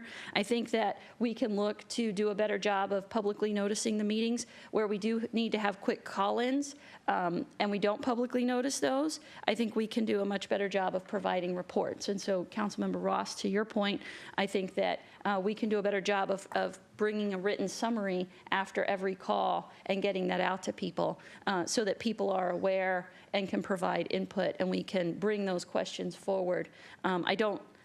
I mean, if we want to do it all here, we can. It's just, it's going to be a lot more time. It's going to slow things down in some cases, and I'd hate to see that happen, but I hear your concerns, and I think we can address those. So if you guys are willing to give us a shot at implementing some of these improvements to make sure that we improve that communication, we bring more of that information forward, I think we can solve folks' challenges without having to bring everything to the dais. Councilmember Hornish. Mike, how many of those non-official, unpublished, or uncalled meetings have occurred since the beginning of the year? Or since we hired the lobbyist, I guess is a better way of saying it. I don't know. I've only been I'm invited asking quite a him. Oh. Weeks. I can't remember the exact date that we hired the lobbyist. I'd say we probably have had 7 or 8 check-in calls. Okay, and I don't remember any reports being given on those calls, so that helps But me. you were, I was not the chair of the committee. okay, but I'm just saying that you were on that, so. Yes, you knew but the that chair they of were the committee should be responsible for reporting out to the council. Okay, so, but again, that's no reason to disband the committee. Let's fix the problem. Let's, right? Hold on. Deputy Mayor Moran. Microphone. Sorry. Yeah. I'm going to go back to a few years ago, there wasn't even committees because of the fact that the council at that point in time decided that they had so much discord and problems with things on the council that everything was coming to the council, and then it was argued about on the council. So they ended up disbanding all the committees, and everything was brought to the council. So I know it may seem like a waste of time, and it may be that we bring the legislative committee to the committee of a whole and have little ad hoc committees to do different things. And that may be the efficient way to do it. But I'm going to say again that this is one of those topics that is important to everybody and everybody that's here. And I understand that, you know, there's been some recent changes and whatever. But again, that doesn't change the fact that this is a very important topic to everybody that is on this council. And it may be that we should have some ad hoc committees to move some things along quicker. But I'm going to, again, and I said this before, I think it was probably an hour ago, I believe this is one of those committees that needs to be a committee of the whole. Councilmember Ross. Yeah, noticing for 3 people is no different than noticing for 7. So we're already noticing. I think the real breakdown is the legislative, or the lobbyist, and we need to wrap that into that. It's very disturbing that there's been 7 or 8 meetings with a lobbyist, and those nuances are critical. Those conversations are very strategic, and I get concerned if there's not reporting back what's being discussed. Are we communicating the right strategies from the committee? And that's why I tend to go to the committee as a whole to make sure that this collective body is representing the positions and what we want the lobbyists to work on succinctly and precisely, and that we have any course corrections in those discussions amongst the council and getting there. So I think the sensitivity of some of the efforts we're trying to accomplish through our lobbyists brings me more to a committee as a whole concept right now. Councilmember Valderrama. 2 points, just one for clarification. Of the 8 calls that were mentioned by Mike Suggs, 6 of them happened on the past legislative committee with Chrissy, Richie, and myself, and there was never a problem. It's 2 that have started. We've heard that there's an issue. We're looking at opening it up. Second, there was mention of a couple of years ago there were problems with committees, but there was always still a legislative committee and a public safety committee. Those 2 committees in particular, and I believe in ad hoc utilities, were kept. All the others were taken down, and then they were reimposed again because it was just too much work on the council. But never in the history of the city have we taken down the legislative one because of the functioning of it's done. Again, for these 2 calls that may have raised an issue that weren't in the past, we're willing to open it up, but recognize it's going to be a lot more cumbersome in time. But I have no problem with having it open and hearing what the lobbyists say. They're usually just running through what the bills that have been heard in Congress or in the legislature are. So it's usually, hopefully, fairly quick calls that we're going through in most times. So just those 2 observations. Councilmember Ritchie. Thank you. I'm trying to think back on the calls we've had with the lobbyists. I don't know that there's ever, I can't think of any time where there has been a time when the staff or the lobbyists or anyone there on those calls has given any kind of direction, because that's not our purview, to the lobbying team, to Luke and Nick, did it again, Nuke and Lick, did it again, said it on the call last time, to our lobbying team to do anything other than they're reporting back as to what's going on, and here are the bills that are happening. It's part of their contract with us that they're supposed to report back to us as to what's happening. And this is part of what the minimum density issue is part of that. And it's the calls that they've had with us are informational. And when there is information that the council thinks, or that the committee thinks is, or the staff as well, thinks is something that we should talk about, we bring it up. Now, I guess my question goes to procedurally, how would we continue to have those contractually obligated calls with the lobbyists if we don't have a legislative committee? Or would that be the purpose of the legislative committee? Or would we just stick Mike in there and say, have the lobbyists do their thing? Or would it just be an email? I mean, it's a lot more than just, just an email. There's a conversation that takes place, but there's no direction given by the committee as far as what we think. It's what does that mean, and how are they getting there, and how does that bill look, and is there support for it, or is it just a lot of bluster? That's been the conversations that I've been part of, and I don't know that that's something that the council as a whole would benefit from. Having said that, if that is what we're going to do, I think we need to figure out how that's all going to work in terms of our timing on our council meetings, and how that's going to impact the other things on our agenda. Because there is a lot of information coming from lobbyists. There are a ton of bills. They're looking at pages and pages. Maybe we should share that information with everybody. If we don't, I think we do. So that's kind of how we got to this point. So I'm certainly open to Deputy Mayor Moran's idea. I think it's worthwhile to talk about it in an open setting. I don't know that we're not doing it anyway. That's my point. Well, I thought... We got to be recognized. Hold on, sorry. Councilmember Hornish. Do we have any idea how the lobbyists would feel if we were to have open meetings with those two biweekly or every 2-week calls? I'm sure they'd be fine with whatever the council would like. It would just be possibly a little less candid. Okay. And we could also have them write weekly reports in addition to those public hearing reports that they send out every week, just so that can be circulated to the whole council. Great, okay, thank you. That would probably be really helpful, because even though there's not direction being given by the committee it's nice, and it is something that, to Deputy Mayor Moran's point, we're all interested in what's going on in Olympia, especially bills that are pertaining to our legislative priorities or things that will impact us directly. And without that feedback loop, and those calls, incidentally, were very different prior to January because the legislature wasn't in session. So now that they're in session, those calls, I think, are far more important to the council as a body to understand.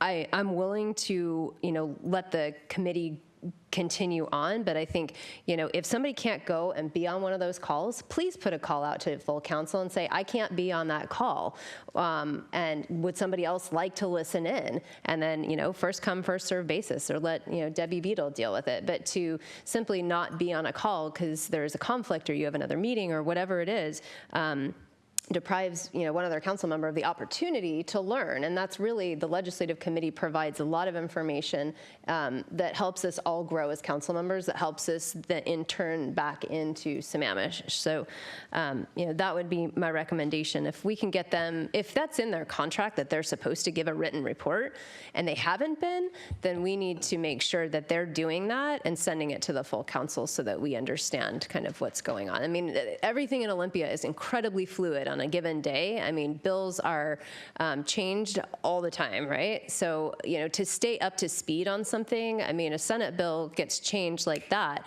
in a committee meeting, and suddenly it looks totally different than it did 5 minutes ago. And that's relevant to us as we move forward with our priorities. So that was my understanding from the interviews. Let's make sure we get recognized, though. Sorry. Councilmember Stewart. Sure. So I'm going to go back, if I may, to my suggestions. One is that the notice of the hearings coming up on a weekly basis. So we do get a report apparently from the lobbyists on the public hearing or the public hearings for all of the legislative work. I would like to make sure that that goes to the full council, and as a next agenda item for the legislative committee, should it continue to exist, would be that we figure out how best to sort through that and figure out what we want to notice to the public.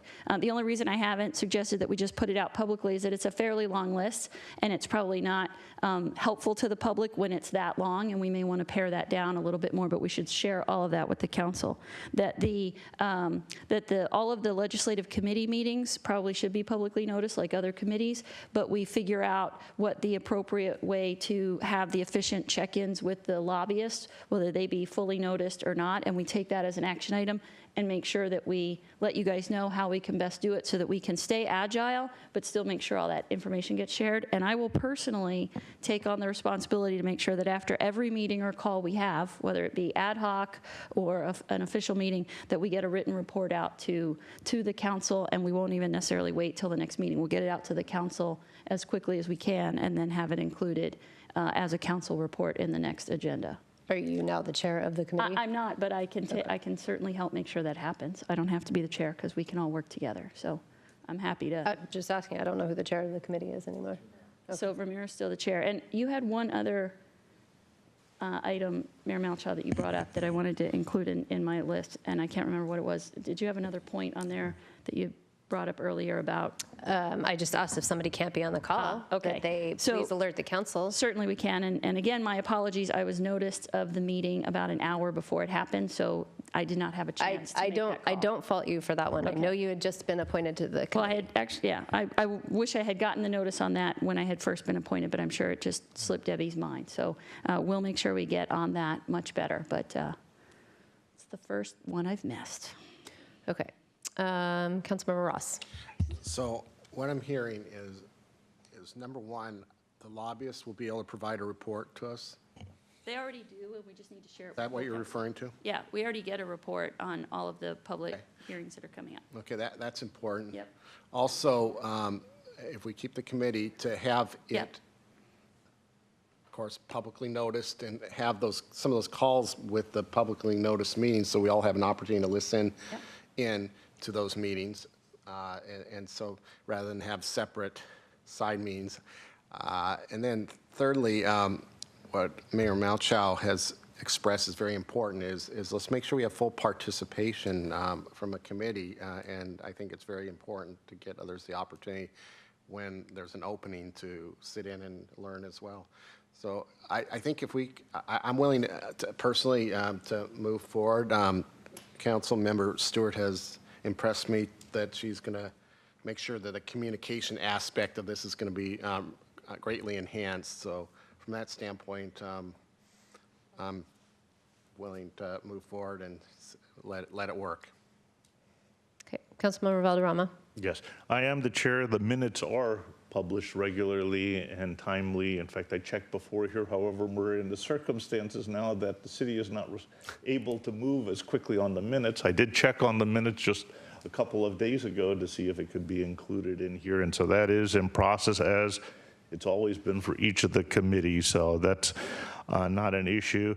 The second issue, as far as the written reports, we can give it to you. Notice that we do already receive the AWC report, and then what they do is they streamline down that AWC report to say, well, these are the ones given your priorities. And so it is, but we already do get the AWC reports that come in. They're not making determinations on those reports as to what is going to go take place, but you will have access to those. I just wanted to clarify those 2 points.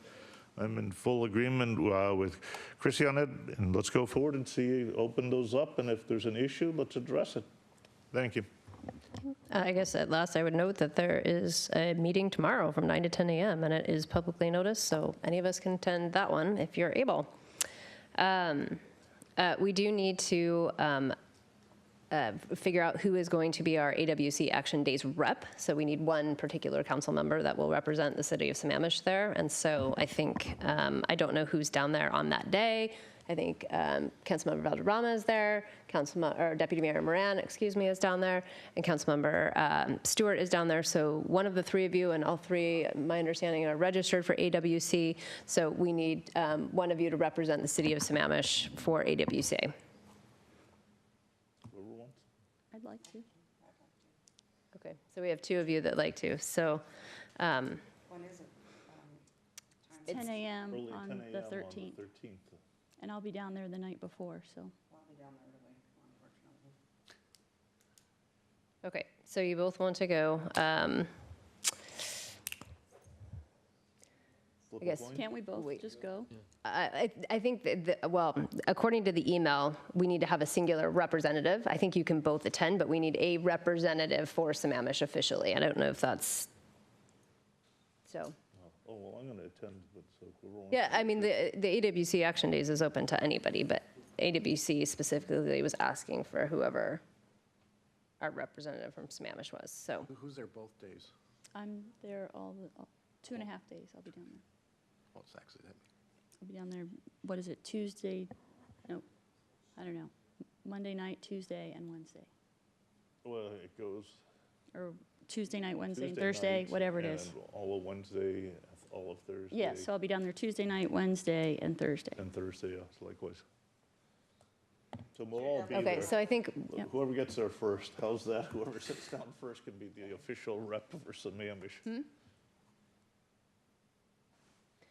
well, I just want to make sure we have somebody there for it and is formally representing the have city, three so. there. Well, okay, then the three of you can duke it out down there in Olympia. How about that? We'll play drinking games the night before, and the last That's man it. standing gets to go. Water, that is.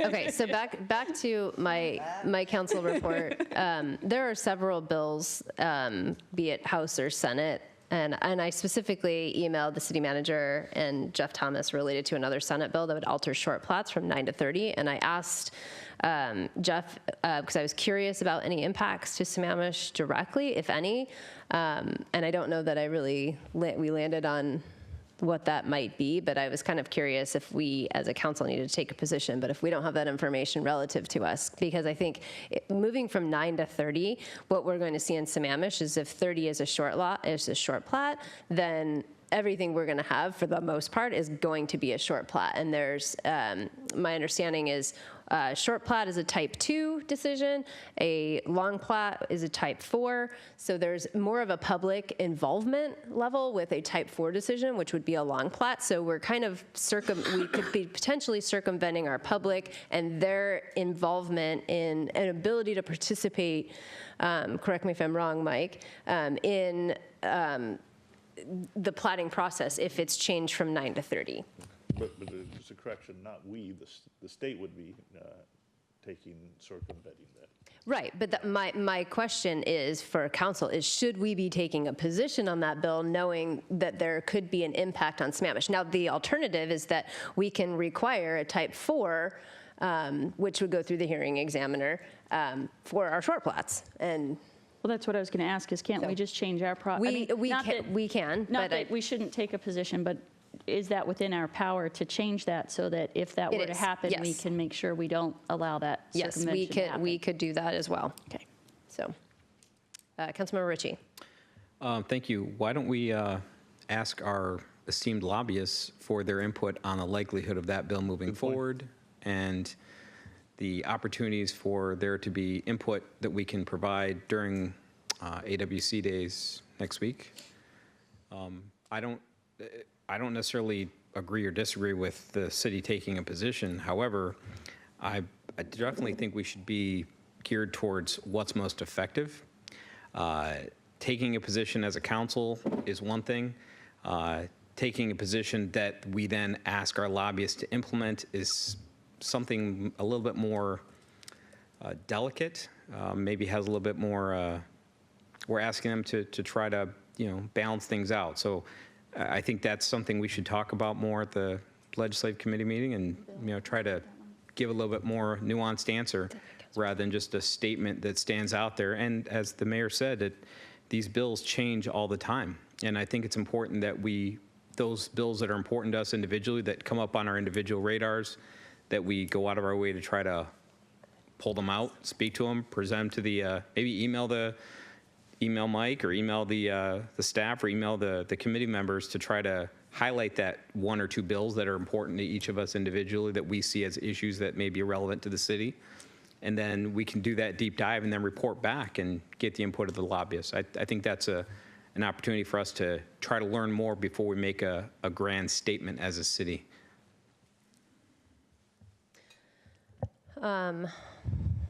Couple more things in my council report here. I'm sorry, really quickly. So do we have agreement that that makes the most sense, that the most effective way to sort of figure out the best path forward and maybe have the most influence is to take that particular bill tomorrow morning? We'll bring that up with the lobbyists. And then we can report back.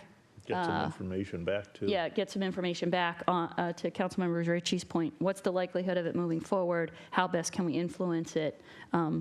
I guess one question I would have is, how much of an impact does it have when we as a council take a stand on something? How does that even, I mean, I'm pretty sure that none of our state legislators are watching our council meetings, so. No, but that allows us to right. talk with one voice as not just Christy Melchow, but Christy Melchow representing the city of Sammamish in our official position. So. You could go testify on a bill in Olympia. While we're down there? Yeah. Okay.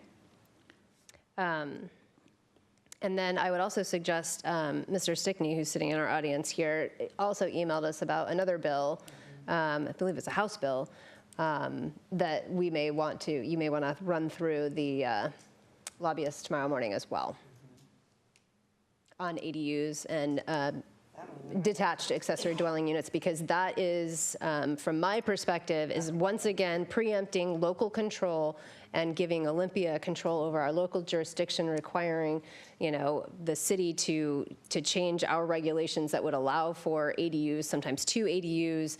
And so I don't. I think that one we do want to take. I think we should, and I think that should be discussed. Either we can discuss it right now as a committee so that we have a position, or they can discuss it tomorrow.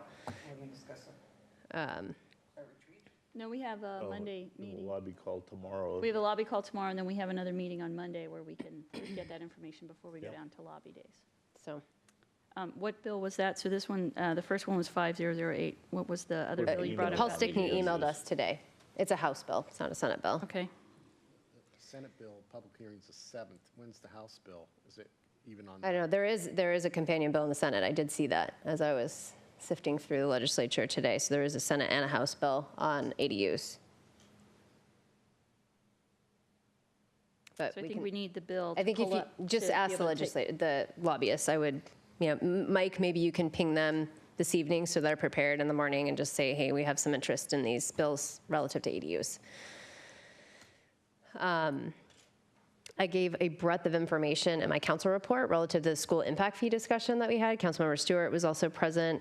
We had the superintendent of the Issaquah School Districts, Ron Thiele, was present. The assistant superintendent from the Lake Washington School District was present. Mary Lou Pauley was present. We had a representative from the Snoqualmie Valley School District. So it was a very, very robust discussion. I gave a litany of bullet points in my council report to you. Councilmember Stewart had a litany of bullet points in hers as well. And then in the actual packet that's online, and I emailed you all out my council report because the embedded files in here, one is the presentation that was given to us by the school district's attorney relative to impact fees. You can't click on because the city couldn't download any of the attachments. So I emailed that to you, which has those embedded in it. And then I highlighted Issaquah's changes because Issaquah has changed their the way that they're going to look at impact fees. And without dragging this meeting out for another hour talking about impact fees, if you just read through my council report and then look at that slide deck that's attached to it, I think you'll get a pretty good sense of how they calculate them. The one thing that I will highlight for you is that the Lake Washington School District has a pretty straightforward approach to this and only takes the 50% required by the county, where Issaquah has a bigger discount. So they're doing a 60% discount. They did say that they are moving towards 50%. So hopefully we will see them continue to move towards that 50% discount and not give that additional discount for impact fees. Open that presentation, even in what you emailed Okay, us. I can email it out again later. Just email that directly. Yep. So in order to do what Issaquah has done, which is to have more levers in their toolbox, they changed their ordinance, and we would have to go back and do the same thing in order to allow us to take a lower discount over what the district is presenting to us without monkeying with the formula. I gave you some information on the Public Safety Committee meeting, which had some fairly relevant information in there. The Lake Washington School District is running a capital levy, and they've asked for my endorsement of that levy. I suspect they will come to probably all council members looking for your endorsement. And actually, I have a correction because I can endorse it without my title. They're looking for it for the purposes of the voters pamphlet. I asked a ton of questions of their assistant superintendent. I think my biggest concern right now, just to highlight one thing, is that there is nothing in this for Inglewood Middle School. And so I asked Barbara, who's their assistant superintendent, about that, and her response is in here, but basically they reallocated classroom space.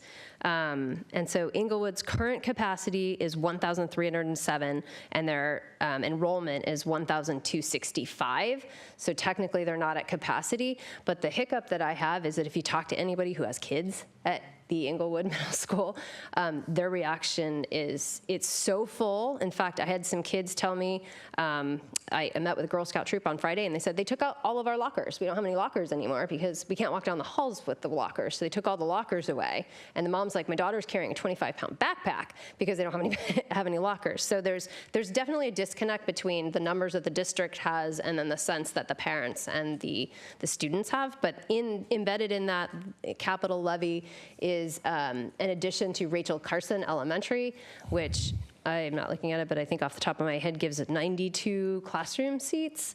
And of course, Rachel Carson feeds into Inglewood Middle School. But that's kind of I gave you all the nuts and bolts of their capital levy there, and there is a link directly to the Lake Washington School District, so you can read more on there. But I don't actually think we need to take a formal position on this tonight for their purposes of the voters pamphlet. Chrissy? Unless you have some questions. There's a whole bunch of questions. Hold on. Councilmember Stewart. So a couple of things. One, I'm just going to go straight to this levy. So one of the things that I thought was really important in our meeting when we talked about the fact that the latest bond measure failed last year in Lake Washington. The challenge is, and I appreciate what's going on at Inglewood, just so you know, there's challenges like that in all of the middle schools across Lake Washington School District. One of the things that we need to be aware of is that these programs, these bonds and levies that Lake Washington School District puts in place, they're very short term, right? And what they've tried to do is they've tried to create them so that some of them will expire and then they have new ones and they will continue on so that they can adjust on the short term. For instance, the bond that failed last year was actually going to lower how much people were paying from previous years because when they tried to pass the longer term ones, they failed. Because they're shorter term, they tend to be for a year or 2 years at most. We in Sammamish aren't always going to get all of the things in our city. But if we don't do the improvements to other middle schools, it has an effect on Inglewood. So for instance, Inglewood's population might actually go down if we can get other middle schools around the district to expand, because every time they build a new school or expand a school, they redraw the lines. That's not saying that we shouldn't continue to advocate for it, but we absolutely have to advocate to pass these bonds and levies, because when they fail, no improvements are made anywhere in the district, and the problem gets exponentially worse. So while there may not be anything this year in this levy directly for Inglewood, there are things in there that will ease the pressures on Inglewood and will ease the pressures on other students. And we actually have students in Sammamish who go to other middle schools around the district. And so getting the pressure eased is really important. We can continue to advocate so that the next levy or the next bond, make sure that they address things directly at that. But they can't do all the cities all at once, unfortunately. And that is, unfortunately, a big part of why the last bond failed.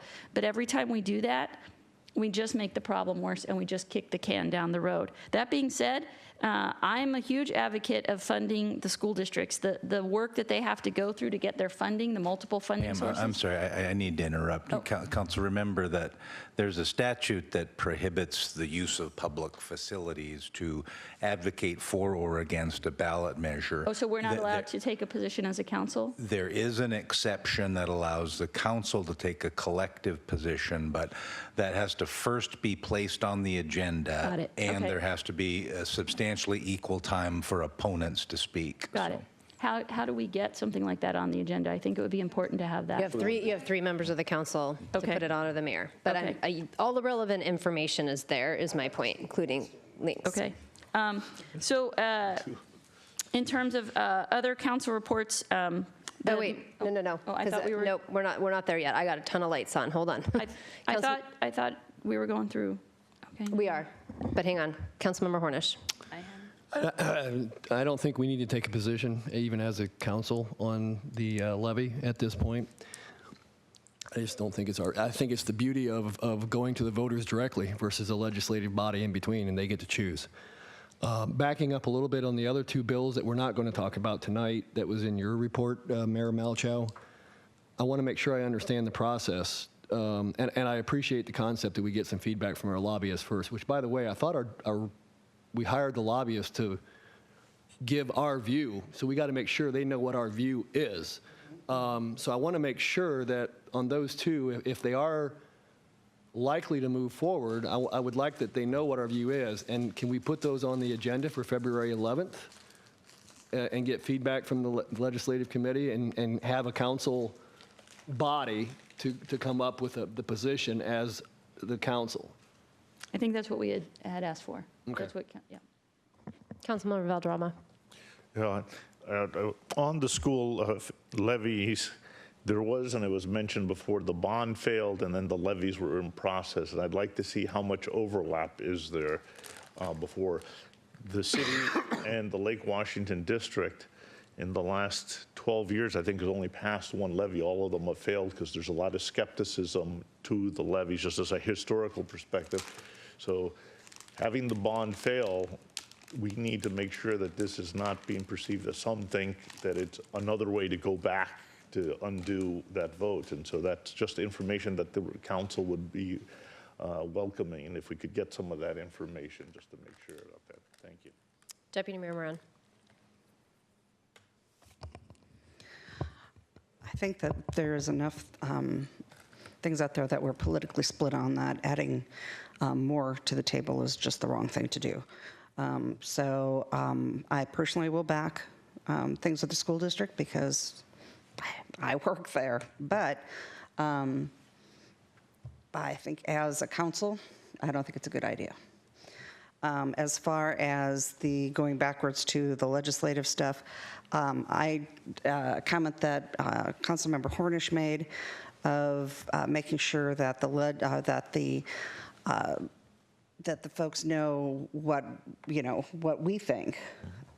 I would have to agree with that because we've never even met with them, the group as a whole, and I have to say the only thing I've heard from any of the meetings was a tape of the last meeting, and it was, there was a comment made that, we've got a bunch of people on the council that don't want any growth, and I don't know. Sorry, what was that again? There was a comment made by somebody that, we've got a bunch of people on the council. It didn't say who or whatever, but it said that don't want any growth in the city. And I don't know what that means. And so I don't know what those guys think. So I would like to see that. I don't know. I don't think they have an idea of what the council, I just worry of they don't know what the feel of the council is. So I'm still pushing for the fact that it should be a council. Okay, and the last thing, for those on regional boards and committee appointments through SCA, there is a training tomorrow night, 6 to 8 p.m. at SeaTac City Hall. Okay, so council reports. Councilmember Ross. Okay, Councilmember Hornish. None. Councilmember Ritchie. None. Councilmember Stewart. Okay, so RIA 8, just wanted to update you guys on the budget discussion. So as you know, Snohomish County pulled out their funding. We think we have a stopgap measure that will get us through this year. This is likely not a one-year issue, so we'll have to address it longer term. We're also going to look at the interlocal agreement, at how we can make sure that there is kind of a penalty for people who just pull out suddenly, that they can't just pull out, that they still have to pay for a certain amount of time or something, so that people don't just pull out and then join back in. It is a challenge, right? Because obviously the RIA 8 area, we're not going to stop doing things, and figure out how we carve out Snohomish in particular, because we're trying to work on, the issues around the environment. And again, the environment knows no boundaries. So it is a precarious situation. Snohomish County is also looking at how they can kind of change up how they fund this, because it just so happens that it's funded through one of their utilities that is in a financial crisis. So anyway, the good news is we aren't going to have to pay any more this year to get the same projects and the same level of service done, and we'll continue to look at that going forward. I did put some information in here, and I'll follow up with staff, that there are some grant deadlines coming up. If we have an intent to apply, we have to notice them on February 11th. I'm hopeful that you guys, I know you guys get included in all these mails, but there are some potential grants coming up. So that was good stuff. In terms of the school impact fee discussion, I want to just address some concerns that have been discussed here on the dais in the past. I know there's an extensive write-up, but just for brevity's sake, in terms of the counts, I think that this is an important point, that one of the things that happens is that kids that attend private schools don't get included in the counts. So that's just something for people to realize. If you feel like the counts are low, that could be part of it. I don't know how many we have. Certainly Lake Washington doesn't have a good count on that. So just keep that in mind. And in terms of new neighborhoods coming online and not being counted, it was a really great discussion where they talked about how they want to make sure that they don't start counting a new neighborhood until it is mostly, if not fully occupied. Because if they count the neighborhood when it's not fully occupied, let's say 5 houses in a 30-house development are occupied and only 2 of those have kids, they're going to say 2 out of 30. Right? They're not going to say 2 out of 5. So if you're seeing that, it looks like they're not getting counted appropriately. They are making sure that they try to time that so that the counts are done to not work against their numbering, but to work in, not so much in favor, but that they're more accurate representation. And that because things are changing and dynamics are changing, the counts, it will change over time. There may just be a lag, right? Because they have to do the counts, and then there's a timing lag. So I just wanted to address that because I know that was a big discussion amongst council members and a big concern in the past. And I have to say that after that meeting, I felt much better about how they're doing those counts, and that it's not that they're missing it or that they don't understand. It's just sort of the nature of they have to take the counts, and it can be almost a year ahead of when they have to do stuff, and things do change in that time. So I wanted to make sure folks were aware of that. And again, I want to reiterate that we will bring up Senate Bill 5008, and we'll get the bills, both the House and Senate bills on the ADUs, and we'll bring that up tomorrow on our call. The House bill is 1797. 1797? Yep. Mike's making sure it's on the agenda now. Deputy Mayor Moran. No report. Councilmember Valderrama. On Eastside Fire and Rescue, the first, you may have noticed, and some of you have gotten the email, that the merger with Falls City and District 10 is back on the ballot, so that'll be coming forward. That's the final decision that it is going forward. In April. On the PFOS, that we are a party of interest in that because it's near our wells, obviously, and there's going to be a formal report, has now been received, a fact-based report has been received. They're going to share it with the board in March and then with the parties of interest. So just want to alert you to that. On the legislative committee, as I mentioned, the minutes are still in process. However, the main points are in your packet. The first one, of course, is the density bill. As was mentioned previously, this is a fluid and a draft, so it's going to go through various iterations, although our lobbyist did mention that there seems to be, and while it's going to go through a lot of changes, some broad support. The position of the committee recommendation is on Detachment 3 that you've all seen in your packets, where the committee and the city oppose the removal of local controls and mandates over land use directions.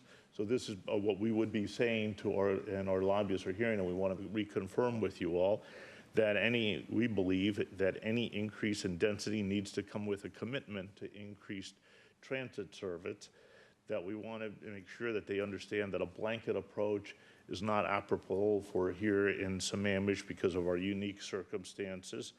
So those are the first major ones that we're looking at. On the parks was a little bit different. So parks, we have questions onto that, but there are 2 types of parks. And so I had mentioned in that we have passive parks like Evans Creek versus active parks. And instead of just being no, saying, hey, maybe you should be looking at these for active parks and leave the passive parks and recognize their unique character that's taking place. So that was it. And then finally, on the parking spaces that was identified here. So we wanted to get some feedback from you all before we move to the next one. I don't see any lights, but so you're reading the feedback in the memo that was part of the legislative committee meeting, is that right?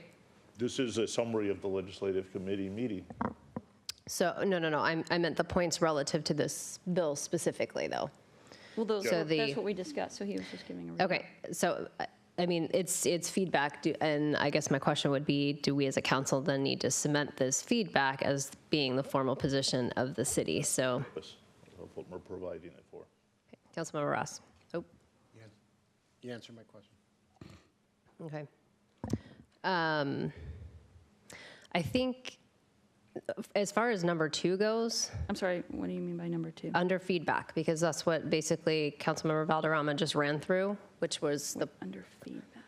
so it says any increase in density needs to come with a commitment to increase transit service. So you're on item 20 now, proposed legislation regarding minimum density. Yes, because that's what he's talking about. Okay. I'm just, I guess we can dive into it when we are actually in that, on that agenda bill, but there's a few, I think we should walk through these to take that formal position. So that when, We'd like to see if that's a position that we want to take across the board. So that was the committee feedback. So from that, we can go into it. Then on the other 2 issues that the legislative committee looked at, we had the issue of the location of where the transit goes, and frankly, we thought it was going to be too much trouble at this point in time with little gain from it. So our recommendation was not to spend much time on it. And then the other piece that we also dealt into and is in the packet there dealt with the Parks District. And there is a bill coming out of Monroe where we can work with Monroe to do that. I think to try to do something specific for Sammamish, I don't think would be very cost-effective and time-wise when we have a bill now that we can work with and try to see if we can get that to work. you're talking about the double taxation for the folks that are over in Montana and Aldera. That's in the packet as well. And then we can delve into these individually. Okay. All right, so then we'll move to agenda item 19, which is that discussion on the proposed legislation regarding minimum density. I actually showed us 20. I have it as 19 on mine. You've got the old one. It's 20, because remember he added 13? Yeah, Oh. it's 20. Anyway, that's the next one on the agenda, right? Yep. Okay, just making sure, it's 19 on mine. Okay. All right, so this is a discussion relative to the proposed legislation regarding minimum density. Can we just make a motion and then we can discuss that? Councilmember Ross? Yeah, I'm sorry, I had my light on. I wanted to just say one comment on AWC. There was or comment today from the public that this letter was approved by the council. Should we be marking these draft or draft subject to council review? Because There was confusion, yeah. It says draft behind it. It's a watermark underneath it. Oh, okay, the watermark, okay. We read your mind. You did. I didn't see. Okay, good. Okay, Councilmember Stewart? All right, so I'm just going to make the motion, then we can discuss it. That way we can hopefully move these things along. So I move that we formalize the positions outlined here in the memo as the formal council positions, and we can move that forward with our lobbyists and in our discussions next week. Okay, it's been moved and seconded. Discussion? Councilmember Ritchie?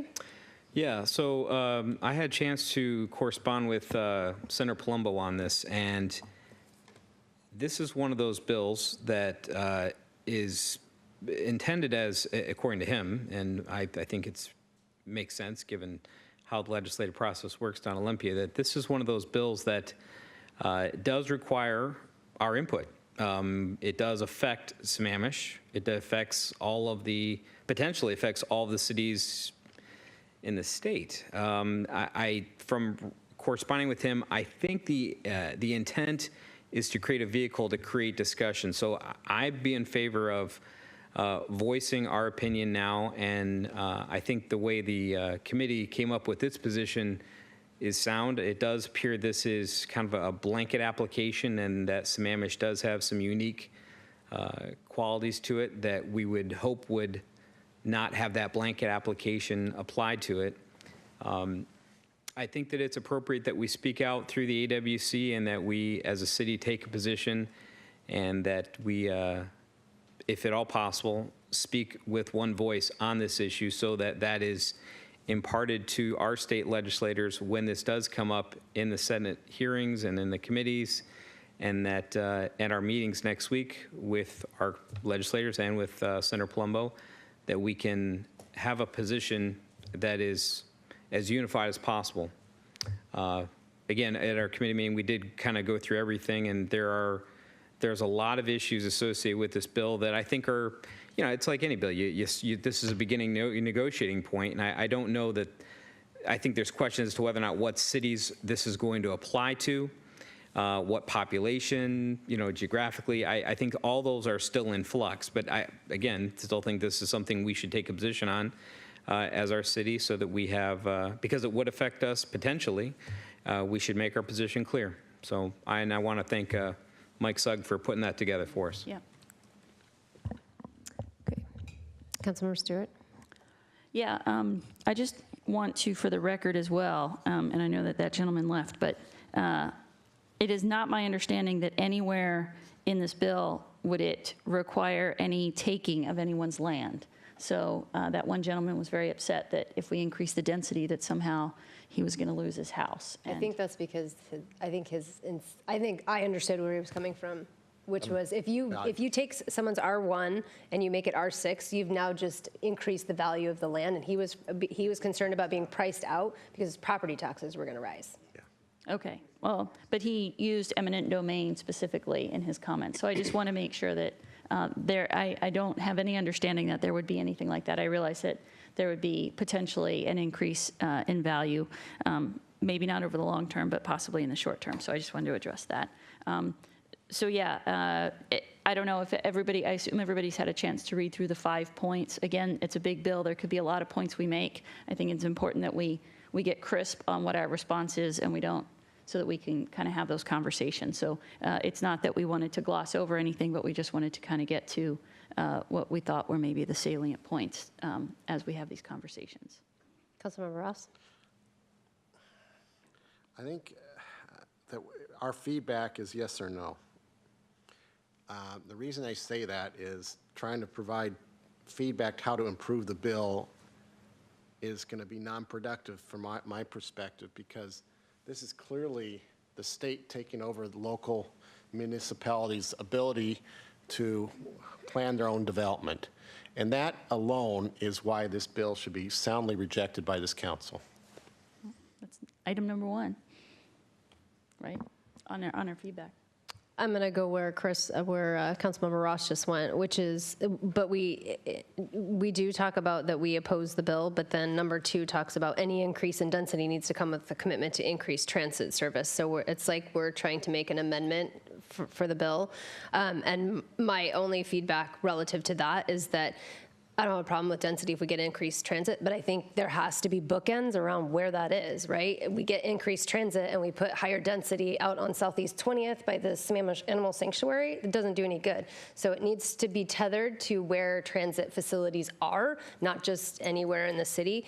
Palumbo has another bill in the Senate right now as well, which is tethered to light rail, and they're using a half mile from light rail station, 150 DU per acre for that. So if we're going to go with some kind of feedback on density and transit, then there's got to be a link between where the transit is and where the density is. Otherwise, it doesn't make any sense.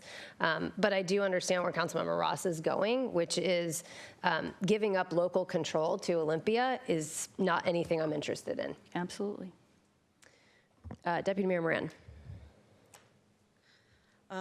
Well, one, I totally agree with Mayor Malchow and Councilmember Ross. And I have the same concern about number 2, because increase the density with a commitment to transit service means nothing to me. Because a commitment to increase transit service, does that mean we get another bus? Maybe.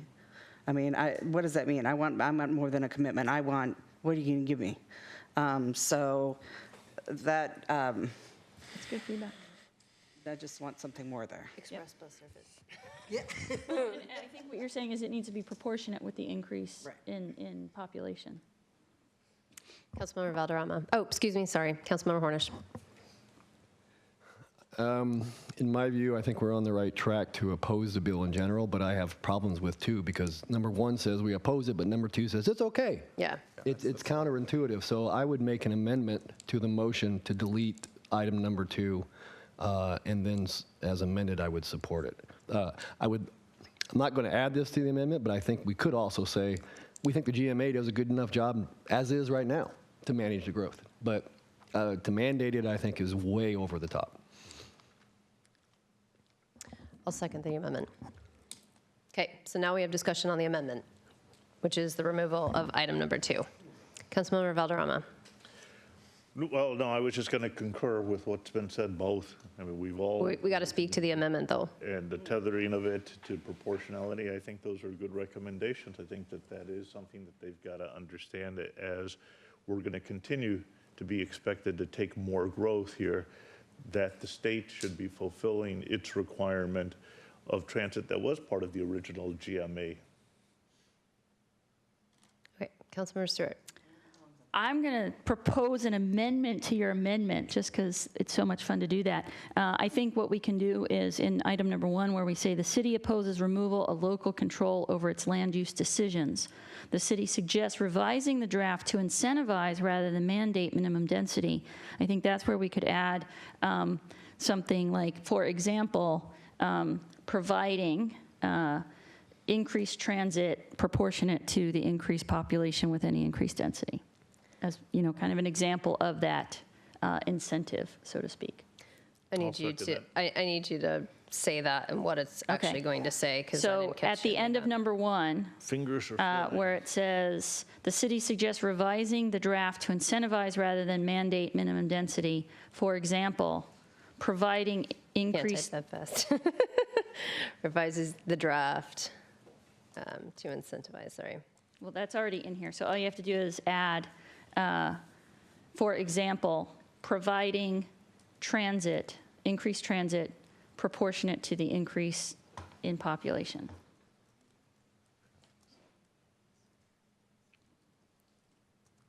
And then we can continue with eliminating number 2. We would just add. Okay. Well, we got to go through right. There's an amendment. I think, did it get second? Did you second it? I second it. Okay. Just making sure. Can somebody read it? Just so Yeah, so the city, I'm not sure where you're plugging in this. It goes right at Suggests the end of number revises. 1. The very end of number 1. For example, minimum density, Okay. comma, for So, example. yes. It suggests revising the draft to incentivize, for example, providing transit proportionate to the increase in population. Okay, Councilmember Hornish. As to the motion to amend, I think it defeats the whole motion to delete by adding it back in. And I also believe that the state cannot mandate transit anyhow. So to mandate, it'd be an unmandated provision that we would have to live up to and then try to get transit. They're going to say, well, you have to get transit, so go get it. And we know how that works. Councilmember Ritchie. Thank you. So I think what's going on here is that there is an action at the state level to try to give the GMA teeth. And whether we agree with it or not, I think there are other bills, other actions, other state legislators that feel this way or something like this. So I think this bill is a vehicle to try to gather those things together. So I would be in favor of adding in what we think would make a good bill, what aspects would be important. I don't necessarily think it is a hard no or yes. I think it could be a hard no on this bill, but here are some suggestions we as a member city of the AWC and a potential, whether you look at it as a beneficiary or you look at it as a recipient in a bad way of this kind of action by the state, we need to kind of have a negotiation point. I said it before, if you're not at the table, you're on the menu. So I think we need to figure out what it is we do want as far as our type of city is concerned. and what is going to make sense and what would be beneficial. What is the kind of thing we would sign on to? Is there anything in here that we think is good? And if not, what are the things that we want to have in a future bill? I think we're negotiating here with a state legislature that we're going to have to deal with. And, we're not the only, it's silly to say, but it's true. We're not the only city that's going to be adversely affected by this or positively affected by this. What do we want out of this kind of bill, if anything? I think that's what we should be focusing on. And I'll just say, having said that, I support what has been said by Councilmember Hornish here is trying to, and Mayor Malchow, about trying to focus our growth, our density, and having that be where I'm not going to use the word upzoning. We're talking about where are we going to bring in our growth? How's that going to look? If it's focused on transit hubs or transit-oriented development or whatever type of language we want to use, is that something that the council could support? And if so, let's include that. This is a feedback. This is not a directive. We don't give them directives. This is our chance to give feedback on a bill. What is our feedback? If it's a hard yes or a hard no, that ends a conversation. We should be starting or increasing or adding to a conversation. So I think number one actually encompasses what we're asking them to do is to incentivize and not mandate. I think that is an approach that the legislature could certainly take, and that would take very little language change in that bill to incentivize rather than mandating that we do something. So from my standpoint, I think that, we've got several amendments here, and the latest one is revises this draft. I think I'm perfectly fine with the language that is there. It's concise, and the removal of number 2, and I think I'm happy. So anyway, Councilmember Valderrama. Yeah, just as a reminder, we're going to be hearing on the 13th in the morning AWC's position as to how likely they're seeing this and the coalitions that are coming together. At least up to now, we heard that there was a broad coalition, so it's great that, and it's very clear that we're saying we oppose it, but we're informing AWC saying, hey, if this is going to come down anyways, here is our input on how it should be done. And so that we're not just saying no to AWC and then AWC turns around and said, hey, like it or not, it's going to come in some form or another, so let's get our input into there. And this is the opportunity to provide that feedback to us and be part of that discussion with our particular needs that are different from other cities if that happens. Councilmember Ross. I'm very strongly against ceding control over our community. And I hate hearing words that we're giving up before the game has even started. We should be pushing forward to retain our ability to plan the Sammamish community and to allow the state to take over our planning, and treating an urban-rural suburb like a core urban city like Seattle is completely irresponsible. So I support striking 2, keeping 1, and moving on.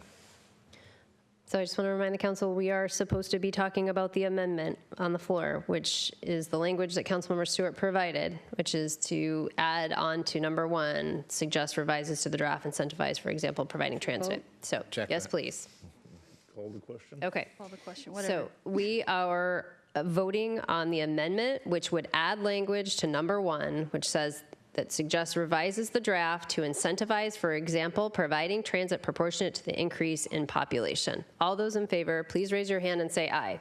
Aye. Those opposed? Nay. Nay. Okay, the nays have it by a vote of 5-2. We will not add that language there. Now we need to go to the next amendment, which was to simply remove number 2. All those in favor, please say aye and raise your hand for removal of number 2. Aye. Aye. Those opposed? Nay. Nay. Okay, by a vote of 4-3, we will be removing number 2. And then the main motion, which as amended now, is the feedback 1 through 5 with the elimination of number 2. All those in favor of the motion as amended, say aye and raise your hand. Aye. Those opposed? Nay. Nay. By a vote of 4-3, our feedback is 1 through 5 with the elimination of 2, so we'll have 1 through 4 now. Councilmember Ross, though. Oh, I'm sorry. Okay, Councilmember Hornish. Should we also consider, instead of feedback, to say City of Sammamish Council position? Well, now it is. Yes, that's what I'm saying. But we. This was the feedback in the memo, and now we have an Yes, official so, position. but this is a draft, so I think I Yeah. would propose that we change the feedback to say council position. Agreed. I think it will be, but. Okay. Second. And Mike, could you maybe send that off to the full I council mean, I think we once should. we have We're that? going to rename it. That's, Perfect. you know, I think that requires a motion, no? I'll move that we change feedback to that I'm council going to be position. giving this tomorrow to the Okay, lobby, it's been so- moved and seconded. Yes. All those in favor, say aye. Aye. Aye. Opposed? I'm sorry, what are we doing? We are voting to change feedback to official council position. Do we need to vote Well, on we that? did- The All right, motion's just on do the it. floor, Just so do it. we're voting on it. Okay, we'll call for the vote again here. All those in favor, say aye. Aye. Aye. Opposed? Okay, by a vote of 7-0, we have changed that. Okay. The next discussion that we have is proposed legislation regarding de-annexation from the Park District. Mr. City Manager, I assume you might want to turn that over to Mr. Sugg? Sure, I'll take it from here. Draft legislation was recently introduced into the House that provides a mechanism for a city to de-annex from a park district. And this is related to our long-running legislative priority about the residents in Eldara and a portion of Montaigne, which are being double taxed by both the city and the park district for park services. Our lobbyists wrote a letter, which is included in your packet, that outlines the issue and their recommendation.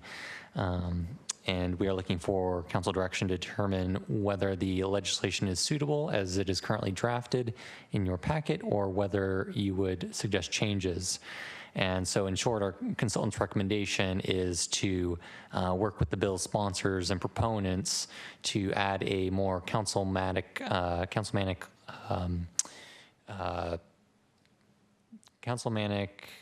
process to amend the legislation to allow a city to enact a resolution and send it to the ballot directly rather than gathering signatures and petitioning. So if the council is okay with the consultant's recommendation, staff will direct them to go forward and work with those bill sponsors to try and amend it in the legislature. Councilmember Hornish. Oh, I'm sorry. Councilmember Ritchie. Aye. Oh, Probably going to do the same thing. yeah, go for it. Move to adopt the consultant's recommendation. Second. Okay, it's been moved and seconded. Any more discussion? Both have your lights on. Councilmember Ritchie? Nope. Nope. Okay. Councilmember Hornish. I thought there was one question that came up. Was it Dinga that said we'd lose tax revenue or something if we were to de-annex? That's not what Yeah. we're proposing, though. That was a different Well, but I solution. guess in connection with this, I'm trying to better understand if that's reality, or was that a misunderstanding? Speak to that. I'm trying to remember that specific email, but I think there was some confusion on the part of Senator Dingra. That's what I wanted to confirm. I can All speak right, to that. thank So you. she was thinking. Councilmember Stewart. Sorry, she was thinking that we were asking to remove it from the city and give it over to King County as opposed to the other way around. yeah. Got it. So that's not what this is proposing. Okay. So all those in favor of the consultant recommendation, raise your hand and say aye. Aye. Aye. Okay, opposed? Okay, by a vote of 7-0, we will go with the consultant's recommendation. All right. Next, we are having a discussion exploring potential revisions to state law regarding the sitting of the RTA facilities. Mr. City Manager. Michael, back to you then. Sorry. So this topic relates to an email that former Sammamish Mayor Don Jaron sent to you all, stating that Sound Transit's jurisdictional boundary is limiting their selection of a site for the North Sammamish Park and Ride. So as shown in your packet, it's the only attachment to this agenda bill. Sound Transit's boundary includes the area west of Sahali Way, but not east of Sahali Way or more north towards 202. So Don's suggestion was to work on a bill during this legislative session that would allow an RTA to site their facilities outside of the RTA boundaries. I spoke with our Public Works Department, who has been in regular contact with Sound Transit representatives, and they let me know that there are a number of sites under consideration right now, and on February 19th, Sound Transit is actually scheduled to come to a council meeting to both introduce the project and answer any questions that you might have around site selection.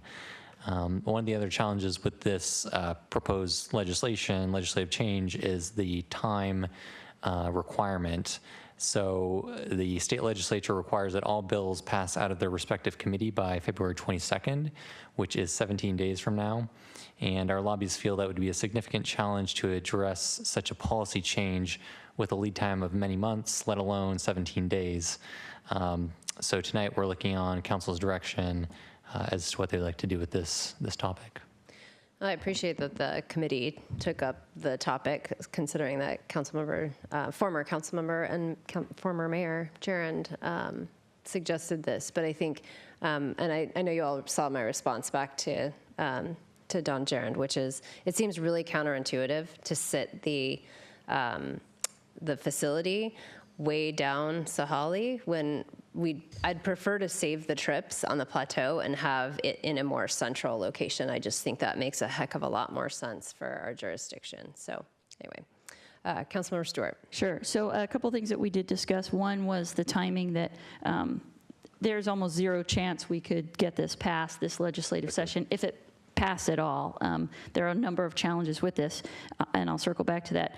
We also did discuss, Mayor Malchow, that very point, that while a park and ride or park and ride type facilities may be needed in those areas, I don't know that it's the best use of the $20 million that has been allocated to Sammamish to site them there. We need to use that $20 million to help reduce the number of cars going on and off the plateau. That being said, I do think it's something we should look at longer term, because I think that if we can get better transit options for those who are coming from the east on 202, and we can reduce the traffic on 202, that actually would help the citizens of Sammamish quite a bit. But again, I think that's a longer term look, and something that if we wanted to move something like that through the legislature, that's something that we probably have to start working on very shortly for next legislative session or sometime next year to look at that over the long term. So I don't think it's something we need to take up now, but it is something we should probably be looking at as we look at transit and transportation overall, not just within our city, but with our regional partners, on how we actually improve people being able to get to where they need to go from Sammamish to wherever that is. Deputy Mayor Moran. Yeah, I think the 17 days is a little too short, unfortunately. It's like 17 months. It's Yeah. But I do think that to say it has to be in Sammamish, because would it be more central? Yes. Do I want it next to my house? Yes. I want, because we're Sammamish and that's what we want.